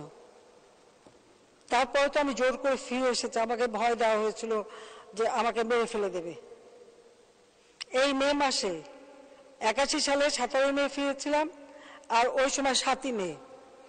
আমি 7ই মে আসি, তার কারণ আমাদের আহসানুল্লাহ মাস্টার, যিনি আমাদের শ্রমিক নেতা এবং আওয়ামী লীগের নেতা এবং সংসদ সদস্য ছিলেন, তাকে নির্মমভাবে হত্যা করেছিল বিএনপি। আমি বলছিলাম আমি 7ই মে পৌঁছাবো, যাতে তার অন্তত তার শোক সভায় যোগদান করতে পারি, কিন্তু সেটাও করতে পারিনি। এমন একটা পরিবেশ সৃষ্টি করা হয়েছিল। আমি আহসানুল্লাহ মাস্টারকে আত্মার মাগফিরাত কামনা করি, কিন্তু এই বিএনপি আমলে কিবরিয়া সাহেব আমার অর্থমন্ত্রী, তাকে তারা হত্যা করে। আমাদের মঞ্জুর রহমান সাহেব, আমাদের মমতাজ, নাটোর, কত নাম বলবো মাননীয় স্পিকার। কাজে এই অবস্থার মধ্য দিয়ে 1,23,00,000 ভুয়া ভোটার দিয়ে যখন ইলেকশন করতে যায়, এমার্জেন্সি ঘোষণা দেয়, সেই ইলেকশন বাতিল হয়ে যায়। আমাকে গ্রেপ্তার করা হয়, যাও, এরপরে আবার খালেদা জিয়াকেও পরে গ্রেপ্তার করে। মাননীয় স্পিকার, কখনো থেমে থাকিনি। যাও, আমার একটাই দাবি ছিল ইলেকশন, 2008-এ নির্বাচন হয়। আজকে বিএনপি 2014 সালে ইলেকশন করেনি, কেন করেনি? তার কারণ তারা ইলেকশন বন্ধ করার জন্য 13 সাল থেকে অগ্নিসন্ত্রাস শুরু করে। তার কারণ 2008-এর যে নির্বাচন হয়েছিল, সেই নির্বাচনে বিএনপি পেয়েছিল মাত্র, বিএনপি আর জামাত জোট তাদের 20 দলীয় ঐক্য জোট পেয়েছিল মাত্র 30টা সিট, আর আমরা মহাজোট মিলে সব পাই, আওয়ামী লীগ এককভাবে 233টা সিট পায়। ওই নির্বাচন নিয়ে তো কেউ প্রশ্ন তুলতে পারেনি। ওই নির্বাচন অবাধ, নিরপেক্ষ, সুষ্ঠু নির্বাচন হয়েছে, সেটা হলো বাস্তবতা। তাহলে বিএনপি কেন মাত্র 30টা সিট পেল? তাহলে তারা এখন কি করে বলে যে ইলেকশন করবে না, বা ইলেকশন হয় না, বা ইলেকশন নিয়ে প্রশ্নবিদ্ধ করার চেষ্টা করে? তারা তো করেনি এই জন্য তারা জানে যে ইলেকশন করলে জনগণ তাদের ভোট দেবে না। কারণ ওই 2001 থেকে 2006-এর ক্ষত মানুষের মন থেকে মুছে যায়নি, বা জিয়াউর রহমান সে অপকর্ম মুছে যায়নি। কাজে সেই ইলেকশন ঠেকাতে যে অগ্নিসন্ত্রাস করে মানুষ মারা, পুলিশ হত্যা করা, আবার এবার 2023 আপনারা দেখেছেন যে চিফ জাস্টিসের বাড়িও রেহাই পায় না, সাংবাদিকরাও রেহাই পায়নি। তবে চিফ জাস্টিসের বাড়ি না, চিফ জাস্টিসের চেম্বারের দরজায় লাথি মারাও বিএনপির অভ্যাস আছে, সেটাও তারা করেছিল। সাংবাদিকদের খালি পিটানো না, প্রেস ক্লাবে ঢুকে সাংবাদিকদেরকেও পিটিয়েছে, সে রেকর্ডও আছে। মানে অপকর্মে কোনো কিছু বাদ নেই। তার জন্য এখন নানা প্রশ্ন ওঠে, তো আমার সেই প্রশ্ন করতে হয় যে নিজেদের আয়নার চেহারাটা দেখা উচিত। মাননীয় স্পিকার, 8-এর নির্বাচনে আমরা জয়ী হয়ে সরকার গঠন করি, এরপর জনগণ বারবার ভোট দিয়েছে, আমরা সরকারি। আজকে বাংলাদেশ এগিয়ে যাচ্ছে, বাংলাদেশ আজকে উন্নয়ন হচ্ছে। আমরা যেমন 8 সালের নির্বাচনে আমাদের ঘোষণা ছিল রূপকল্প 2021, ডিজিটাল বাংলাদেশ, আমরা তা বাস্তবায়ন করেছি। জনগণের কাছে যা ওয়াদা দিই আমরা দিয়েছি। খাদ্যে দেশকে স্বয়ংসম্পূর্ণ করা, মানুষের খাদ্য নিরাপত্তা নিশ্চিত করা, দারিদ্র্য বিমোচন করা থেকে শুরু করে আমরা কিন্তু একের পর এক সাফল্য দেখাতে সক্ষম হয়েছি। এটা যতই বলেন, আজকে যেখানে 1600 মেগাওয়াট বিদ্যুৎ ছিল, আজকে তো 16,000 মেগাওয়াটের উপরে আমরা উৎপাদন করতে পারি। সে ঝটপট তো দেখেছি। হ্যাঁ, তারা প্রশ্ন উঠান বিশেষ আইন কেন করলাম। বিশেষ আইন এই জন্য করেছি, আমি তো ব্যক্তি খাতে সব উন্মুক্ত করে দিয়েছি, আর ব্যক্তি খাতে উন্মুক্ত করে পরে সেখানে আইন করেই করতে হবে।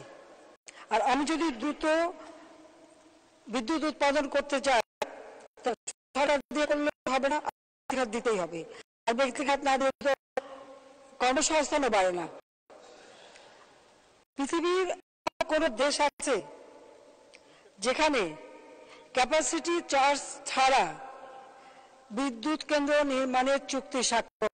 একটা দেশ দেখান, একটা দেশ দেখান। ক্যাপাসিটি চার্জ বলে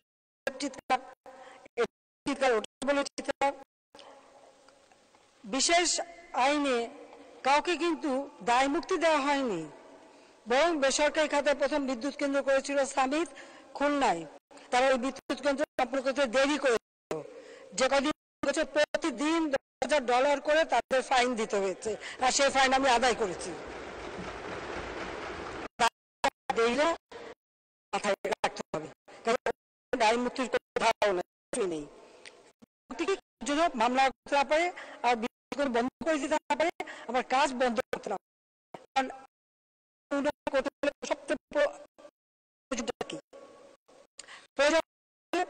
ব্যবস্থার বিদ্যুৎ দেওয়া, বিদ্যুৎ দিতে পারি, তৈরি হয়। খাদ্য নিরাপত্তা, চিকিৎসা ব্যবস্থা, শিক্ষা, সেগুলো আমি যোগদান করেছি। বাংলাদেশ এই ব্যবস্থাও করি। আজকে আপনারা দেখেন, হ্যাঁ, পদ্মা গিয়েছি, বাধা পেয়েছি।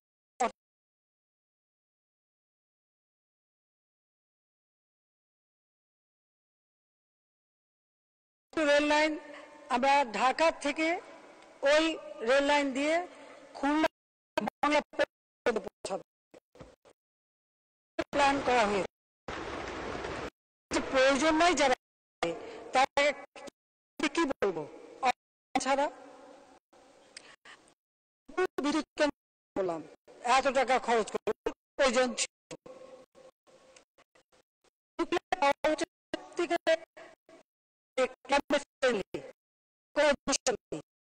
পৃথিবীর বড় দেশে এই পাওয়ার পায়, সেই 60 সাল থেকে 62 কথা পাকিস্তানিরা দিয়েছিল। দুইটা পাওয়ার বলে নিয়ে গেল পাকিস্তানে, আমাদের সাথে জড়িত। আজকে আজকে বিদ্যুৎ নির্মাণ করেছি, এবং এই বিদ্যুৎ কেন্দ্র সব থেকে ভালো বিদ্যুৎ আমরা পাবো, এবং আমরা সেখানে আরো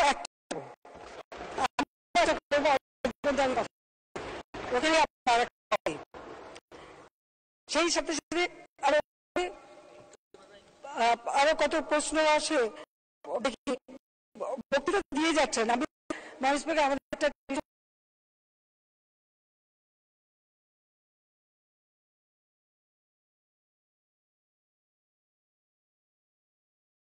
কিন্তু সেখানে সময় কথা বলছে, তো সারাদিন কথা বলে যদি বলে কথা বলতে দেয়া হয় না, কি জবাব?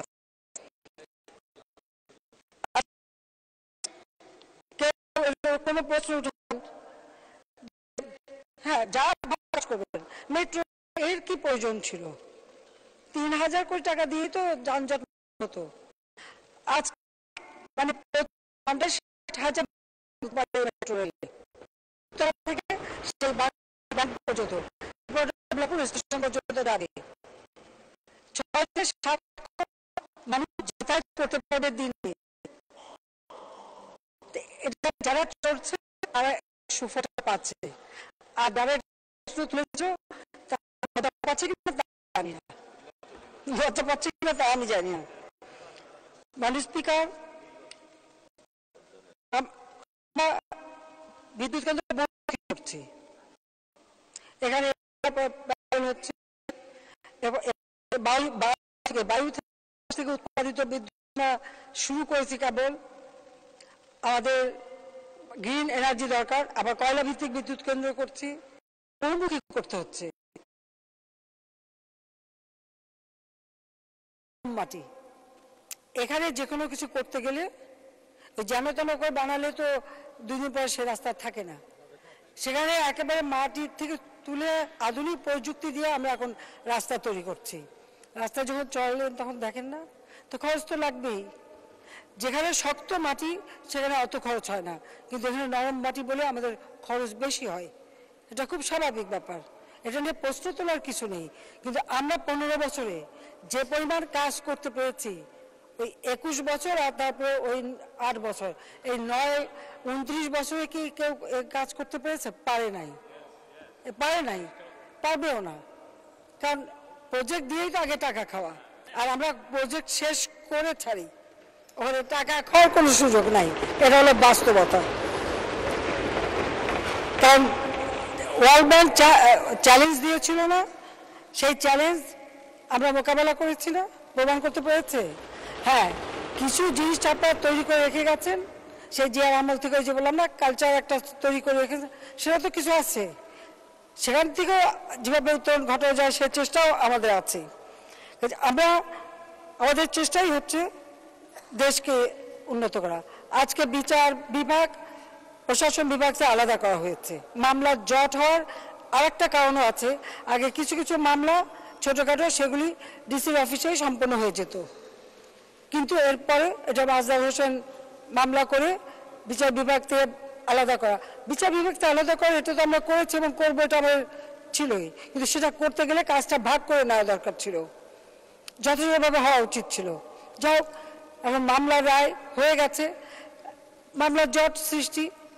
তারপরেও কোভিড-19 সময় আমি তখন ভার্চুয়াল কোর্টের ব্যবস্থা করে দিলাম, অনলাইনের জন্য বিচারগুলো হয় যাতে মামলাগুলি তাড়াতাড়ি শেষ হয়। কিন্তু তখন যে জটটা হয়েছে সে জট ছাড়ানোর সময় লাগবে। আমরা বিচারক নিয়োগ দিচ্ছি, নতুন নতুন আদালত ভবন করে দিচ্ছি, বিচার বিভাগকে সম্পূর্ণ স্বাধীন করে দিয়েছি। বিচার বিভাগ আর্থিকভাবে দায়বদ্ধ ছিল, আর্থিকভাবে সংযুক্ত ছিল প্রধানমন্ত্রী দপ্তরে, সেখান থেকে সেটা আলাদা করে তাদেরকে সম্পূর্ণ আর্থিক সক্ষমতা দিয়েছি, সম্পূর্ণভাবে আমরা তাদেরকে স্বাধীন করে দিয়েছি। কাজেই সেখানে মামলাগুলি যাতে দ্রুত হয় সেই চেষ্টা আমাদের রয়েছে, এটা করে যাচ্ছি আমরা। কিন্তু ওইভাবে যদি কিছু মামলা আগে থেকে শেষ করে দেওয়া যেত তাহলে আর এত যানজট হতো না, কিংবা মামলা জট হতো না, এটা আমি বিশ্বাস করি। তারপরেও আমরা প্রযুক্তি ব্যবহারের দিকে নজর দিচ্ছি।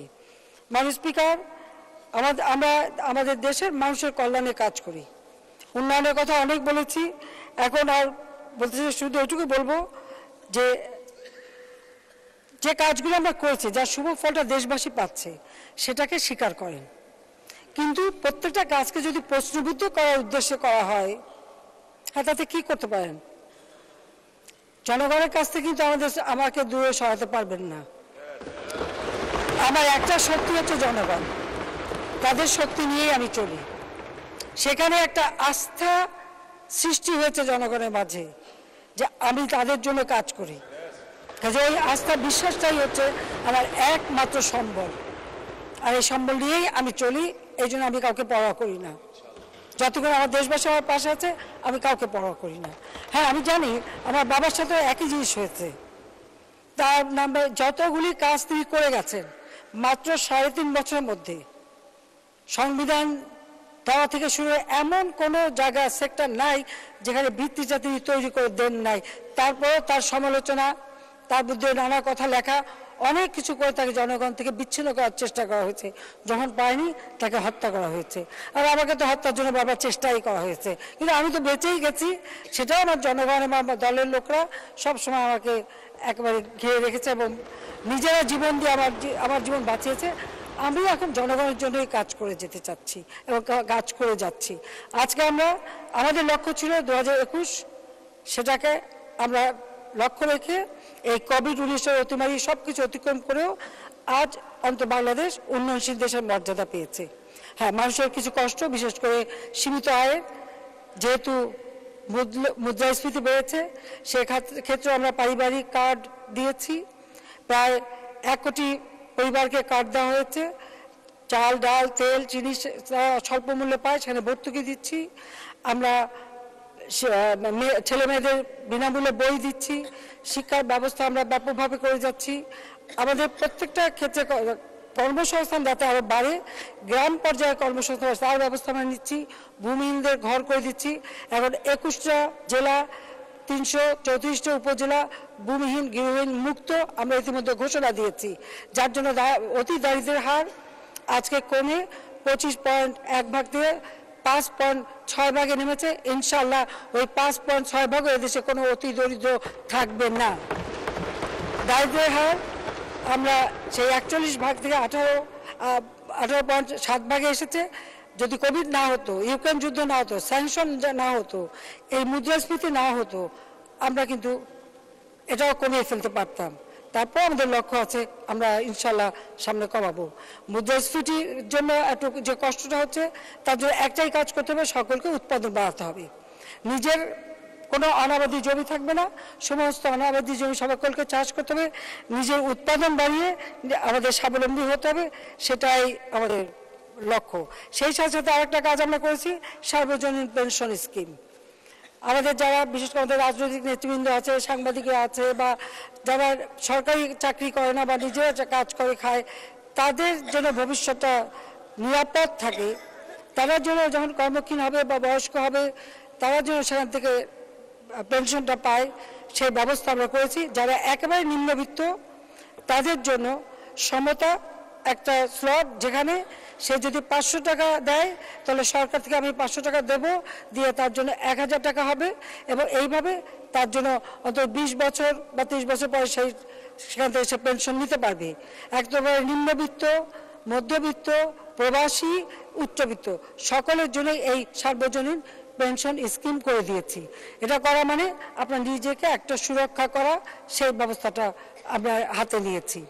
আমরা কিন্তু মানুষের কল্যাণে কি করণীয় সেদিকে লক্ষ্য রেখেই আমরা কাজ করি।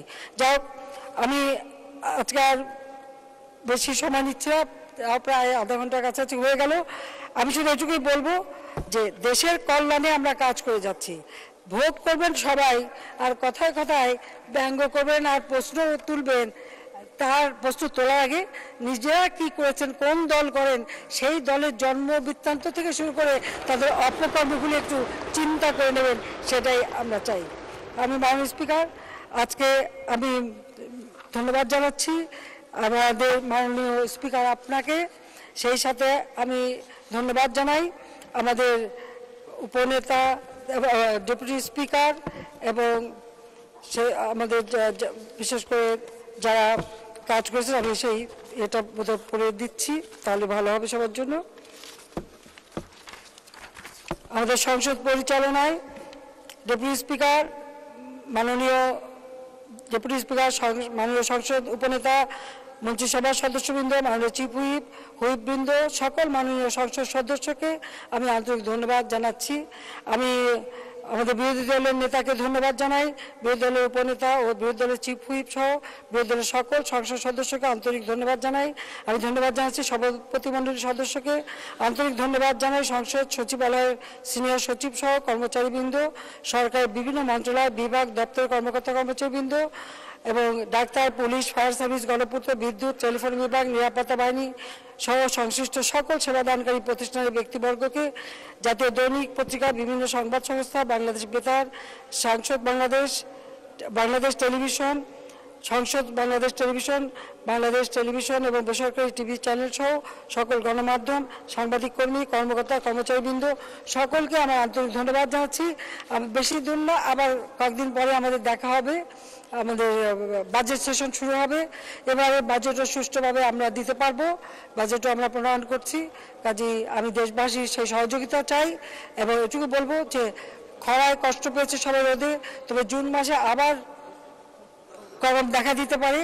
এখন বৃষ্টি হচ্ছে, বৃষ্টির পরে আবার রোদ হবে, আবার গরম হবে। সবাই নিজেকে সুরক্ষিত রাখবেন, সেটাই আমি আহ্বান করব। কারণ নিজেরটা নিজেরই করে নিতে হবে, যাতে এই রোদে যেন ক্ষতিগ্রস্ত না হয়। আর আমাদের মাননীয় সংসদ সদস্য সবাইকে আমি ধন্যবাদ জানাই, যা যা এলাকায় যে মানুষের পাশে দাঁড়াবেন, মানুষের জন্য কাজ করবেন। মাননীয় স্পিকার, আমি আপনাকে আন্তরিক ধন্যবাদ জানাচ্ছি এই সংসদ সুষ্ঠুভাবে পরিচালনার জন্য। সবাইকে ধন্যবাদ। জয় বাংলা, জয় বঙ্গবন্ধু, বাংলাদেশ জয় যুব। আবার দেখা হবে। ধন্যবাদ সংসদ নেতা মাননীয় প্রধানমন্ত্রী, আপনাকে অসংখ্য ধন্যবাদ আপনার সমাপনী বক্তব্যের জন্য।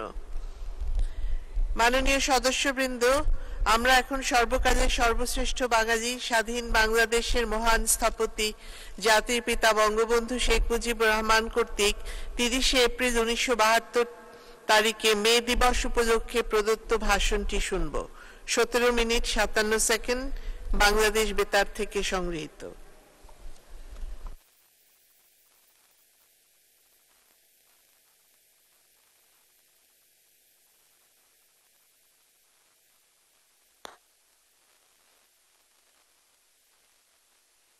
আমার প্রিয় দেশবাসী, ভাই ও বোনেরা, স্বাধীন বাংলার মুক্ত মাটিতে এবারই সর্বপ্রথম ঐতিহাসিক মে দিবস পালিত হচ্ছে।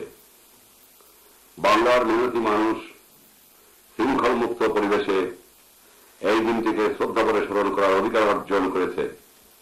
এজন্য দেশ ও জাতি আজ গর্বিত। মহান মে দিবস শ্রমজীবী মানুষের অধিকার আদায়ের এক জ্বলন্ত প্রতীক। সারা বিশ্বে শোষিত, বঞ্চিত, নিপীড়িত মানুষের জন্য আজকের এই দিনটি বিশেষ তাৎপর্যপূর্ণ। বাংলার মেহনতি মানুষ, বিশেষ করে শ্রমিক, কৃষক, ছাত্র, যুবক যারা সাম্রাজ্যবাদী শোষণ, প্রতিক্রিয়াশীল চক্রের জুলুম ও ঔপনিবেশিক জালেমদের বিরুদ্ধে লড়াই করে স্বাধীনতা ইতিহাস লিখে গেলেন, তাদের ত্যাগ উত্তেজনার কথা বাংলাদেশের মানুষ কোনদিন ভুলবে না। আর তারা আর কোনদিন আমাদের কাছে কোনো দাবি দাওয়া নিয়ে আসবেন না। কিন্তু লাখো লাখো শহীদের নাম স্বর্ণাক্ষরে লেখা থাকবে এদেশের ইতিহাসে। যুগ যুগ ধরে বাংলাদেশের মানুষ দেশগার সংগ্রামে তাদের কাছ থেকে পাবে প্রেরণা। তাই আজকের এই মহান দিনে আমার দেশের শ্রমজীবী মানুষদেরকে আমি শোষণহীন বাংলাদেশ গড়ে তোলার জন্য বলিষ্ঠ ভূমিকায় নেমে সংগ্রামের সময় ক্ষতিগ্রস্ত 287টি রেল সেতুর মধ্যে 262টি এবং 274টি সড়ক সেতুর মধ্যে 170টি মেরামত কাজ ইতিমধ্যে শেষ করা হয়েছে। বাকিগুলোর কাজ বর্ষার আগে শেষ করার জন্য আমাদের ইঞ্জিনিয়াররা অবিরাম পরিশ্রম করে চলেছেন। স্বাধীনতার প্রাক্কালে ব্যাংক, বীমা ও শিল্প ব্যবসায় চরম অরাজকতা বিরাজ করছিল। কলকারখানার উৎপাদন প্রায় থেমে গিয়েছিল। দক্ষ পরিচালকের অভাব, খুচরা যন্ত্রপাতি, কাঁচামাল এবং ওয়ার্কিং ক্যাপিটালের টানাটানি শিল্প জীবনে নিশ্চয়তা এনে দিয়েছিল। শূন্য হাতে সরকার, ব্যাংক, বীমা ও পুঁজি বিনিয়োগ সংস্থা শিল্প কারখানাগুলোকে সক্রিয় করার দায়িত্ব গ্রহণ করেছে। এই পরিস্থিতিতে আমরা বিধ্বস্ত অর্থনীতিকে সমাজতান্ত্রিক ভিত্তিতে গড়ে তোলার সিদ্ধান্ত নিয়েছি। অতীতে কতিপয় সুবিধাভোগী দেশের সমুদায় সম্পদের সিংহভাগ ভোগ করত। বর্তমান ব্যবস্থার চূড়ান্ত পর্যায়ে কৃষক, শ্রমিক, দরিদ্র, বঞ্চিত লোকেরা উপকৃত হবেনি। এই জন্যই সরকারের উপর অত্যন্ত গুরু হওয়ার দায় সত্ত্বেও আমরা চলতি বছরের 24 মাস আমাদের অর্থনীতির কতিপয় গুরুত্বপূর্ণ অঙ্গ যেমন ব্যাংক, বীমা, সমগ্র পাট, বস্ত্র, চিনি শিল্প, আভ্যন্তরীণ নৌ পরিবহন, বৈদেশিক বাণিজ্য সহ শিল্প কারখানার একটা বিরাট অংশ জাতীয়করণ করেছি। পুরাতন পুঁজিবাদী পদ্ধতির স্তরে সমাজতান্ত্রিক পদ্ধতি কায়েমের পথে এটা একটা সুস্পষ্ট দুঃসাহসিক পদক্ষেপ। নির্দিষ্ট লক্ষ্য নিয়ে আমরা এগিয়ে চলেছি। সমাজতান্ত্রিক অর্থনীতি পুরোপুরিভাবে গড়ে তোলার কাজ আমাদের সামনে পড়ে রয়েছে। এখানেই শ্রমজীবীদের গুরুত্বপূর্ণ ভূমিকা পালন করতে হবে। এই নয়া অর্থনৈতিক ব্যবস্থা কায়েম শ্রমিকদের বিশেষ ভূমিকা পালন করতে হলে তাদের বৈপ্লবিক দৃষ্টিভঙ্গি গ্রহণ করতে হবে। আমরা এখন আর পুঁজিপতি প্রভুদের ভোগের জন্য সম্পদ উৎপাদন করতে যাচ্ছি না। এখন যে উৎপাদন হবে তা শ্রমিক, কৃষক এবং বাংলাদেশের সব মানুষের কল্যাণে লাগবে।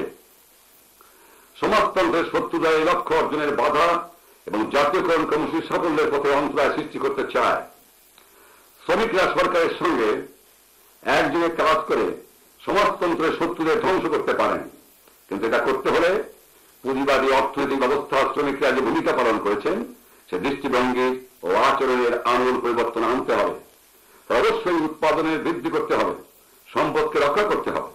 মনে রাখতে হবে যে শিল্পোদ্যোগের সুফল সমাজের সকল শ্রেণীর মানুষ, বিশেষ করে সংখ্যাগরিষ্ঠ চাষী ভাইদের ভোগ করতে দিতে হবে। সুতরাং জাতীয় স্বার্থের প্রতিকূল দাবি দেওয়া পেশের মনোভাব ত্যাগ করা দরকার। এক কথায় সমাজতান্ত্রিক শৃঙ্খলা ছাড়া সমাজতান্ত্রিক অর্থনীতি কায়েম করা সম্ভব নয়। বন্ধুগণ, শ্রমিকরা যাতে রাষ্ট্রত্ব শিল্পের পরিচালনায় সক্রিয়ভাবে অংশগ্রহণ করতে পারেন সেজন্য আমি ইতিমধ্যে শ্রমিকদের সাথে শিল্প কারখানা পরিচালনায় শ্রমিকদের অংশগ্রহণের ব্যাপারে একটা স্কিম প্রণয়নের প্রয়োজন সম্পর্কে আরো আলোচনা করেছি।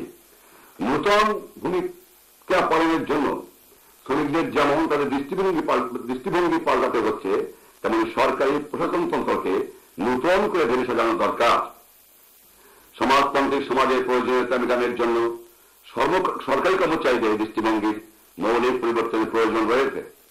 সরকারি উচ্চ ও নিম্ন বেতনভোগী কর্মচারীদের বেতনের ক্ষেত্রে যে বিরাট ব্যবধান ছিল তা কমিয়ে আনার জন্য বেতন কাঠামো পুনর্বিন্যাস করার উদ্দেশ্যে একটি জাতীয় বেতন কমিশন গঠন করার সিদ্ধান্ত গ্রহণ করা হয়েছে।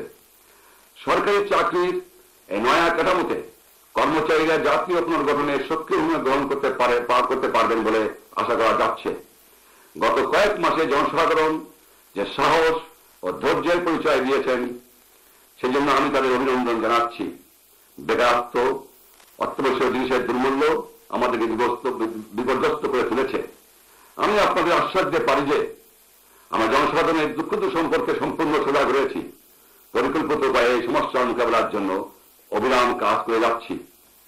জনগণের জানা আছে আমদানি কমে যাওয়ায় এবং উৎপাদন ব্যাহত হওয়ায় বাজারে জিনিসপত্রের অভাব হয়েছে। যুদ্ধে বন্দর যোগাযোগ ব্যবস্থা, কারখানাগুলো ক্ষতিগ্রস্ত ও বিকল হয়ে যাওয়ার ফলে আমরা বিশেষ অসুবিধার সম্মুখীন হয়েছিলাম। কিছু সংখ্যক এজেন্ট, অসৎ ব্যবসায়ী, কালোবাজারিরা পণ্যদ্রব্য গুদামজাত করে বেশ খানিকটা কৃত্রিম সংকট সৃষ্টি করেছিল। নিত্য প্রয়োজনীয় দ্রব্যাদি সামগ্রীর চাহিদা মেটানোর জন্য ব্যাপক প্রচার চালানো হচ্ছে। ইতিমধ্যে খাদ্যশস্যের আমদানি উল্লেখযোগ্যভাবে বৃদ্ধি করা হয়েছে। এপ্রিল মাসে প্রায় 2,40,000 টন খাদ্যশস্য বিদেশ থেকে আনা হয়েছে। মে মাস নাগাদ আরো 3,85,000 টন খাদ্যশস্য আসছে। আমাদের প্রতিবেশী বন্ধু রাষ্ট্র ভারত 7.5 লক্ষ টন এবং জাতিসংঘের বিভিন্ন সদস্য বন্ধু রাষ্ট্র সমূহ আমাদের প্রায় 7 লক্ষ টন খাদ্যশস্য দেবার আশ্বাস দিয়েছেন। এরপরে খাদ্যশস্যের দাম ক্রমান্বয়ে কমে যাবে বলে আমরা বিশ্বাস করি। খাবার তেল, কেরোসিন নিত্য প্রয়োজনীয় দ্রব্যের আমদানি ব্যবস্থা করা হয়েছে। মোটামুটি ভাবে যোগাযোগ ব্যবস্থার উন্নতি ও উৎপাদন বৃদ্ধি পেলেই জিনিসপত্রের দাম আরো কমে যাবে। আমার ভাই ও বোনেরা, আমাদের সমস্ত পরিকল্পনার গুরুত্বপূর্ণ অংশের মধ্যে রয়েছে বন্টন সর্বব্যবস্থার পুনর্বিন্যাস করা। ইতিমধ্যেই বেসরকারি ডিলার, এজেন্ট, সংশ্লিষ্ট সকল মহলকে সতর্ক করে দেওয়া হয়েছে যে তারা অসাধু ও সমাজ বিরোধী কার্যকলাপ বন্ধ না করে তাহলে তাদের সকল লাইসেন্স, পারমিট বাতিল করে দেওয়া হবে। আশু ব্যবস্থা হিসেবে সরকার প্রতি ইউনিয়নে এবং সমস্ত শিল্প প্রতিষ্ঠানে সমবায় ভিত্তিতে ন্যায্য মূল্যে দোকান খোলার পরিকল্পনা গ্রহণ করেছে। এর ফলে বেসরকারি ব্যক্তিদের বন্টনের ক্ষেত্রে একচেটিয়া কর্তৃত্বের অবসান ঘটবে এবং সরবরাহের ক্ষেত্রে সাময়িক স্বল্পতার সুযোগে যুক্তিহীন মূল্য বৃদ্ধির সম্ভাবনা রোধ পাবে। এই পরিকল্পনা কার্যকর করার সাথে সাথে কম বেতনের লোকদের জন্য আমরা কিছু সাহায্যের ব্যবস্থা করেছি। আপনারা জানেন, জিনিসপত্রের দাম না কমিয়ে কেবল বেতন বাড়িয়ে দিলে জনসাধারণের অসুবিধা দূর হয় না। কাজে মূল্য বৃদ্ধি সংক্রান্ত পরিস্থিতি মোকাবেলার জন্য আমরা ইতিপূর্বে বর্ণিত ব্যবস্থাটি গ্রহণ করেছি। সেই সাথে আমরা মনে করি এই দুর্মূল্যের বাজারে টিকে থাকার সংগ্রামে লিপ্ত নিম্ন আয়ের মানুষদের কিছু আর্থিক সাহায্য দেওয়া দরকার। আপনাদের সরকার স্বতঃপ্রবৃত্ত হয়ে দেশের গরিব সরকারি কর্মচারীদের জন্য কিছু আর্থিক সাহায্যের ব্যবস্থা করেছে। স্বায়ত্তশাসিত, অর্ধ স্বায়ত্তশাসিত প্রতিষ্ঠান, পুলিশ, জাতীয় রক্ষী বাহিনী, বাংলাদেশ রাইফেল, দেশ রক্ষা বাহিনী, রাষ্ট্রায়ত্ত সরকার পরিচালিত শিল্প ব্যবসায়ী প্রতিষ্ঠানের সদস্য ও শ্রমিকরা এই বাড়তি সাহায্য পাবেন। আজ থেকে এটা কার্যকরী হবে এবং আগামী 1 জুনের বেতনের সাথে আপনারা এই বাড়তি টাকা পেয়ে যাবেন। যে সকল সরকারি কর্মচারী প্রতি মাসে 335 টাকা পর্যন্ত মূল বেতন পান, তাদের সময় ভিত্তিতে সরকার এই হারে সাহায্য দান মঞ্জুর করেছেন। মাসিক বেতন 125 টাকা পর্যন্ত মাসিক 25 টাকা, মাসিক বেতন 126 টাকা থেকে 225 টাকা পর্যন্ত মাসিক 20 টাকা। এই শ্রেণীভুক্ত কর্মচারীরা সর্বনিম্ন মাসিক 150 টাকা পাবেন। মাসিক বেতন 226 টাকা হতে 325 টাকা পর্যন্ত মাসিক 15 টাকা। এই শ্রেণীভুক্ত কর্মচারীরা সর্বনিম্ন 245 টাকা পাবেন। যে সকল কর্মচারীরা মাসিক 349 টাকা পর্যন্ত বেতন পান, তাদের জন্য মার্জিনাল অ্যাডজাস্টমেন্ট করা হবে। যে সকল বেসামরিক কর্মচারী প্রতিরক্ষা বরাদ্দ হতে বেতন পান, যারা ওয়ার্ক চার্জ এবং কন্টিনজেন্টাল কর্মচারী, তাদের বেলায় এই আদেশ প্রযোজ্য হবে। এই সামরিক সুবিধার কোনো অংশই বেতন হিসেবে গণ্য হবে না। যে সকল শ্রমিক সরকারি মালিকাধীন কর্পোরেশন, সংস্থা, কর্তৃপক্ষ, রাষ্ট্রায়ত্ত সরকারি তত্ত্বাবধানের অধীনে ব্যবসা ও শিল্প ইত্যাদিতে নিযুক্ত আছেন ও মাসিক 335 টাকা পর্যন্ত বেতন পাচ্ছেন, তাদের সময় ভিত্তিতে এই হারে সাহায্য মঞ্জুর করা হয়েছে। মাসিক মজুরি 125 টাকা পর্যন্ত মাসিক 25 টাকা, মাসিক মজুরি 126 টাকা থেকে 225 টাকা পর্যন্ত মাসিক 20 টাকা। এই শ্রেণীভুক্ত শ্রমিকরা সর্বনিম্ন মাসিক 150 টাকা পাবেন। মাসিক মজুরি 226 টাকা থেকে 325 টাকা পর্যন্ত মাসিক 15 টাকা। এই শ্রেণীভুক্ত ব্যক্তিরা সর্বনিম্ন 245 টাকা পাবেন। যে সকল ব্যক্তি মাসিক 339 টাকা পর্যন্ত মজুরি পান, তাদের জন্য মার্জিনাল অ্যাডজাস্টমেন্ট করা হবে। এই সুবিধা স্থায়ী, অস্থায়ী, বদলি, ওয়ার্ক চার্জ শ্রমিকরাও পাবেন। সরকারি মালিকাধীন বা তত্ত্বাবধানহীন চা বাগানের শ্রমিকরা এই হারে এসব সাময়িক সুবিধা ভোগ করবেন। 2 সদস্য বিশিষ্ট অদক্ষ শ্রমিক পরিবার মাসিক অতিরিক্ত 20 টাকা পাবেন। 1 সদস্য বিশিষ্ট অদক্ষ শ্রমিক পরিবার মাসিক অতিরিক্ত 10 টাকা পাবেন। আমার দেশবাসী ভাই ও বোনেরা, আমি বিশ্বাস করি এই পদক্ষেপগুলি আপনাদের বর্তমান দুর্দশা কিছু লাঘব করবে। অবশ্য জনগণের ভবিষ্যৎ জীবনের প্রকৃত মান উন্নয়ন এই বেতন বৃদ্ধির উপর কোনো ক্রমে নির্ভরশীল নয়। সেটা তখনই সম্ভব হয়ে উঠবে যখন আমাদের অর্থনীতি সম্পূর্ণভাবে পুনর্গঠিত এবং কলকারখানাগুলি পুরোমাত্রায় চালু হবে। আমরা পর্যন্ত নূতন কর, খাজনা ধার্য করি নাই। আপনারা শুনে অবাক হবেন যে আপনাদের এই বেতন বাড়াবার জন্য সরকারের প্রতি বছর অতিরিক্ত 30 থেকে 35 কোটি টাকা খরচ করতে হবে। কৃষক সহ সর্বোচ্চ জনসাধারণকে সুবিধা দেওয়ার জন্য ইতিপূর্বে প্রায় 70 কোটি টাকার বকেয়া সুদ, খাজনা ও কর মাফ করে দেওয়া হয়েছে। উৎপাদন বৃদ্ধি করে আমরা এই ঘাটতি পূরণ করতে পারি। আমার গরিব শ্রমিক ভাই ও বোনেরা, আপনারা সমাজতান্ত্রিক অর্থনীতি কায়েমের উপযোগী সক্রিয় ভূমিকা গ্রহণ করুন। আপনাদের পরিশ্রম করতে হবে, উৎপাদনের লক্ষ্য অর্জন করতে হবে। দেশের সম্পদ বাড়িয়ে আমরা জীবনযাত্রা প্রকৃত মান উন্নয়ন করতে সক্ষম হব। আজকের এই মে দিবসে আসুন আমরা এই শপথ গ্রহণ করি যে সমাজতান্ত্রিক অর্থনীতি গড়ে তোলার জন্য আমরা অবিরাম সংগ্রাম করে যাব। এদেশের চাষি, তাঁতি, কুমার, কামার, শ্রমিক ও মজলুম জনতার জীবনে সুখ ও সমৃদ্ধি ফিরিয়ে আনার জন্য আমরা কাজ করব। আমার পার্টি সহকর্মীগণ এবং সরকার এভাবে সম্পূর্ণ সজাগ যে দুঃখের মধ্যে দিয়ে আপনাদের দিন কাটছে। ঘরে খাবার নাই, পরনে কাপড় নেই, মাথা করবার জন্য নেই কতটুকু ঠাই। এই আর বর্বর সেনাবাহিনী নিষ্ঠুর ধ্বংসলীলা আপনাদের সব কিছু নষ্ট করে দিয়ে গেছে। তবে আপনারা সম্পূর্ণরূপে আশ্চর্য থাকতে পারেন যে বিধ্বস্ত বাংলাদেশকে পুনর্গঠনের জন্য জনগণের সাহায্য সহযোগিতা নিয়ে আমরা সর্বশক্তি নিয়োগ করিব। ইতিমধ্যে কিছু সংখ্যক বিদেশি এজেন্ট ও দুষ্কৃতকারী স্বার্থন্বেষী মহল মানুষের দুঃখ দশার সুযোগ নিয়ে মাঠে নামার চেষ্টা করছে। এই দলিতের কার্যক্রম আপনারা জানেন। আমার অনুরোধ, আপনারা এই সাম্রাজ্যবাদী দালালদের সম্পর্কে সতর্ক থাকবেন। কিন্তু কিছু দুষ্কৃতিকারী জায়গায় জায়গায় শান্তি শৃঙ্খলা নষ্ট করার জন্য চেষ্টা করছে। আপনাদের উপর কঠোর দৃষ্টি রাখবেন। সরকার তাদের মধ্যে প্রয়োজনীয় ব্যবস্থা গ্রহণ করবে। ভাইয়েরা আমার, আমি আপনাদের মিথ্যা প্রতিশ্রুতি দেব না। আপনারা জানেন আমি একবার কোনো অঙ্গীকার করলে নিজের প্রাণের বিনিময়ে হলেও সেটা পালন করতে চেষ্টা করি। আমি বিগত দিনে যে সমস্ত সকল প্রতিশ্রুতি দিয়েছিলাম সেগুলি পালনের চেষ্টা করেছি, কিন্তু আমি আলাউদ্দিনের আশ্চর্য প্রতিভাতে নিয়ে সরকারের দায়িত্বভার গ্রহণ করিনি যে রাতারাতি সবকিছু ঠিকঠাক করে দেব। সমৃদ্ধির পথে কোন সংক্ষিপ্ত রাস্তা নাই। শতাব্দী শোষণের পুঞ্জীভূত সমস্যা আমাদের সামনে জড় হয়ে রয়েছে। এগুলোর সমাধানের উদ্দেশ্যে কঠোর পরিশ্রম ও আত্মত্যাগের জন্য প্রস্তুত থাকতে হবে। তাহলে আমরা আমাদের স্বপ্নের সোনার বাংলা গড়ার ভিত্তি গড়ে যেতে পারব। আমাদের ভবিষ্যৎ বংশধারা শান্তি ও সমৃদ্ধির মধ্যে সেখানে বসবাস করতে পারবে। খোদা আমাদের সহায় আছেন। জয় বাংলা।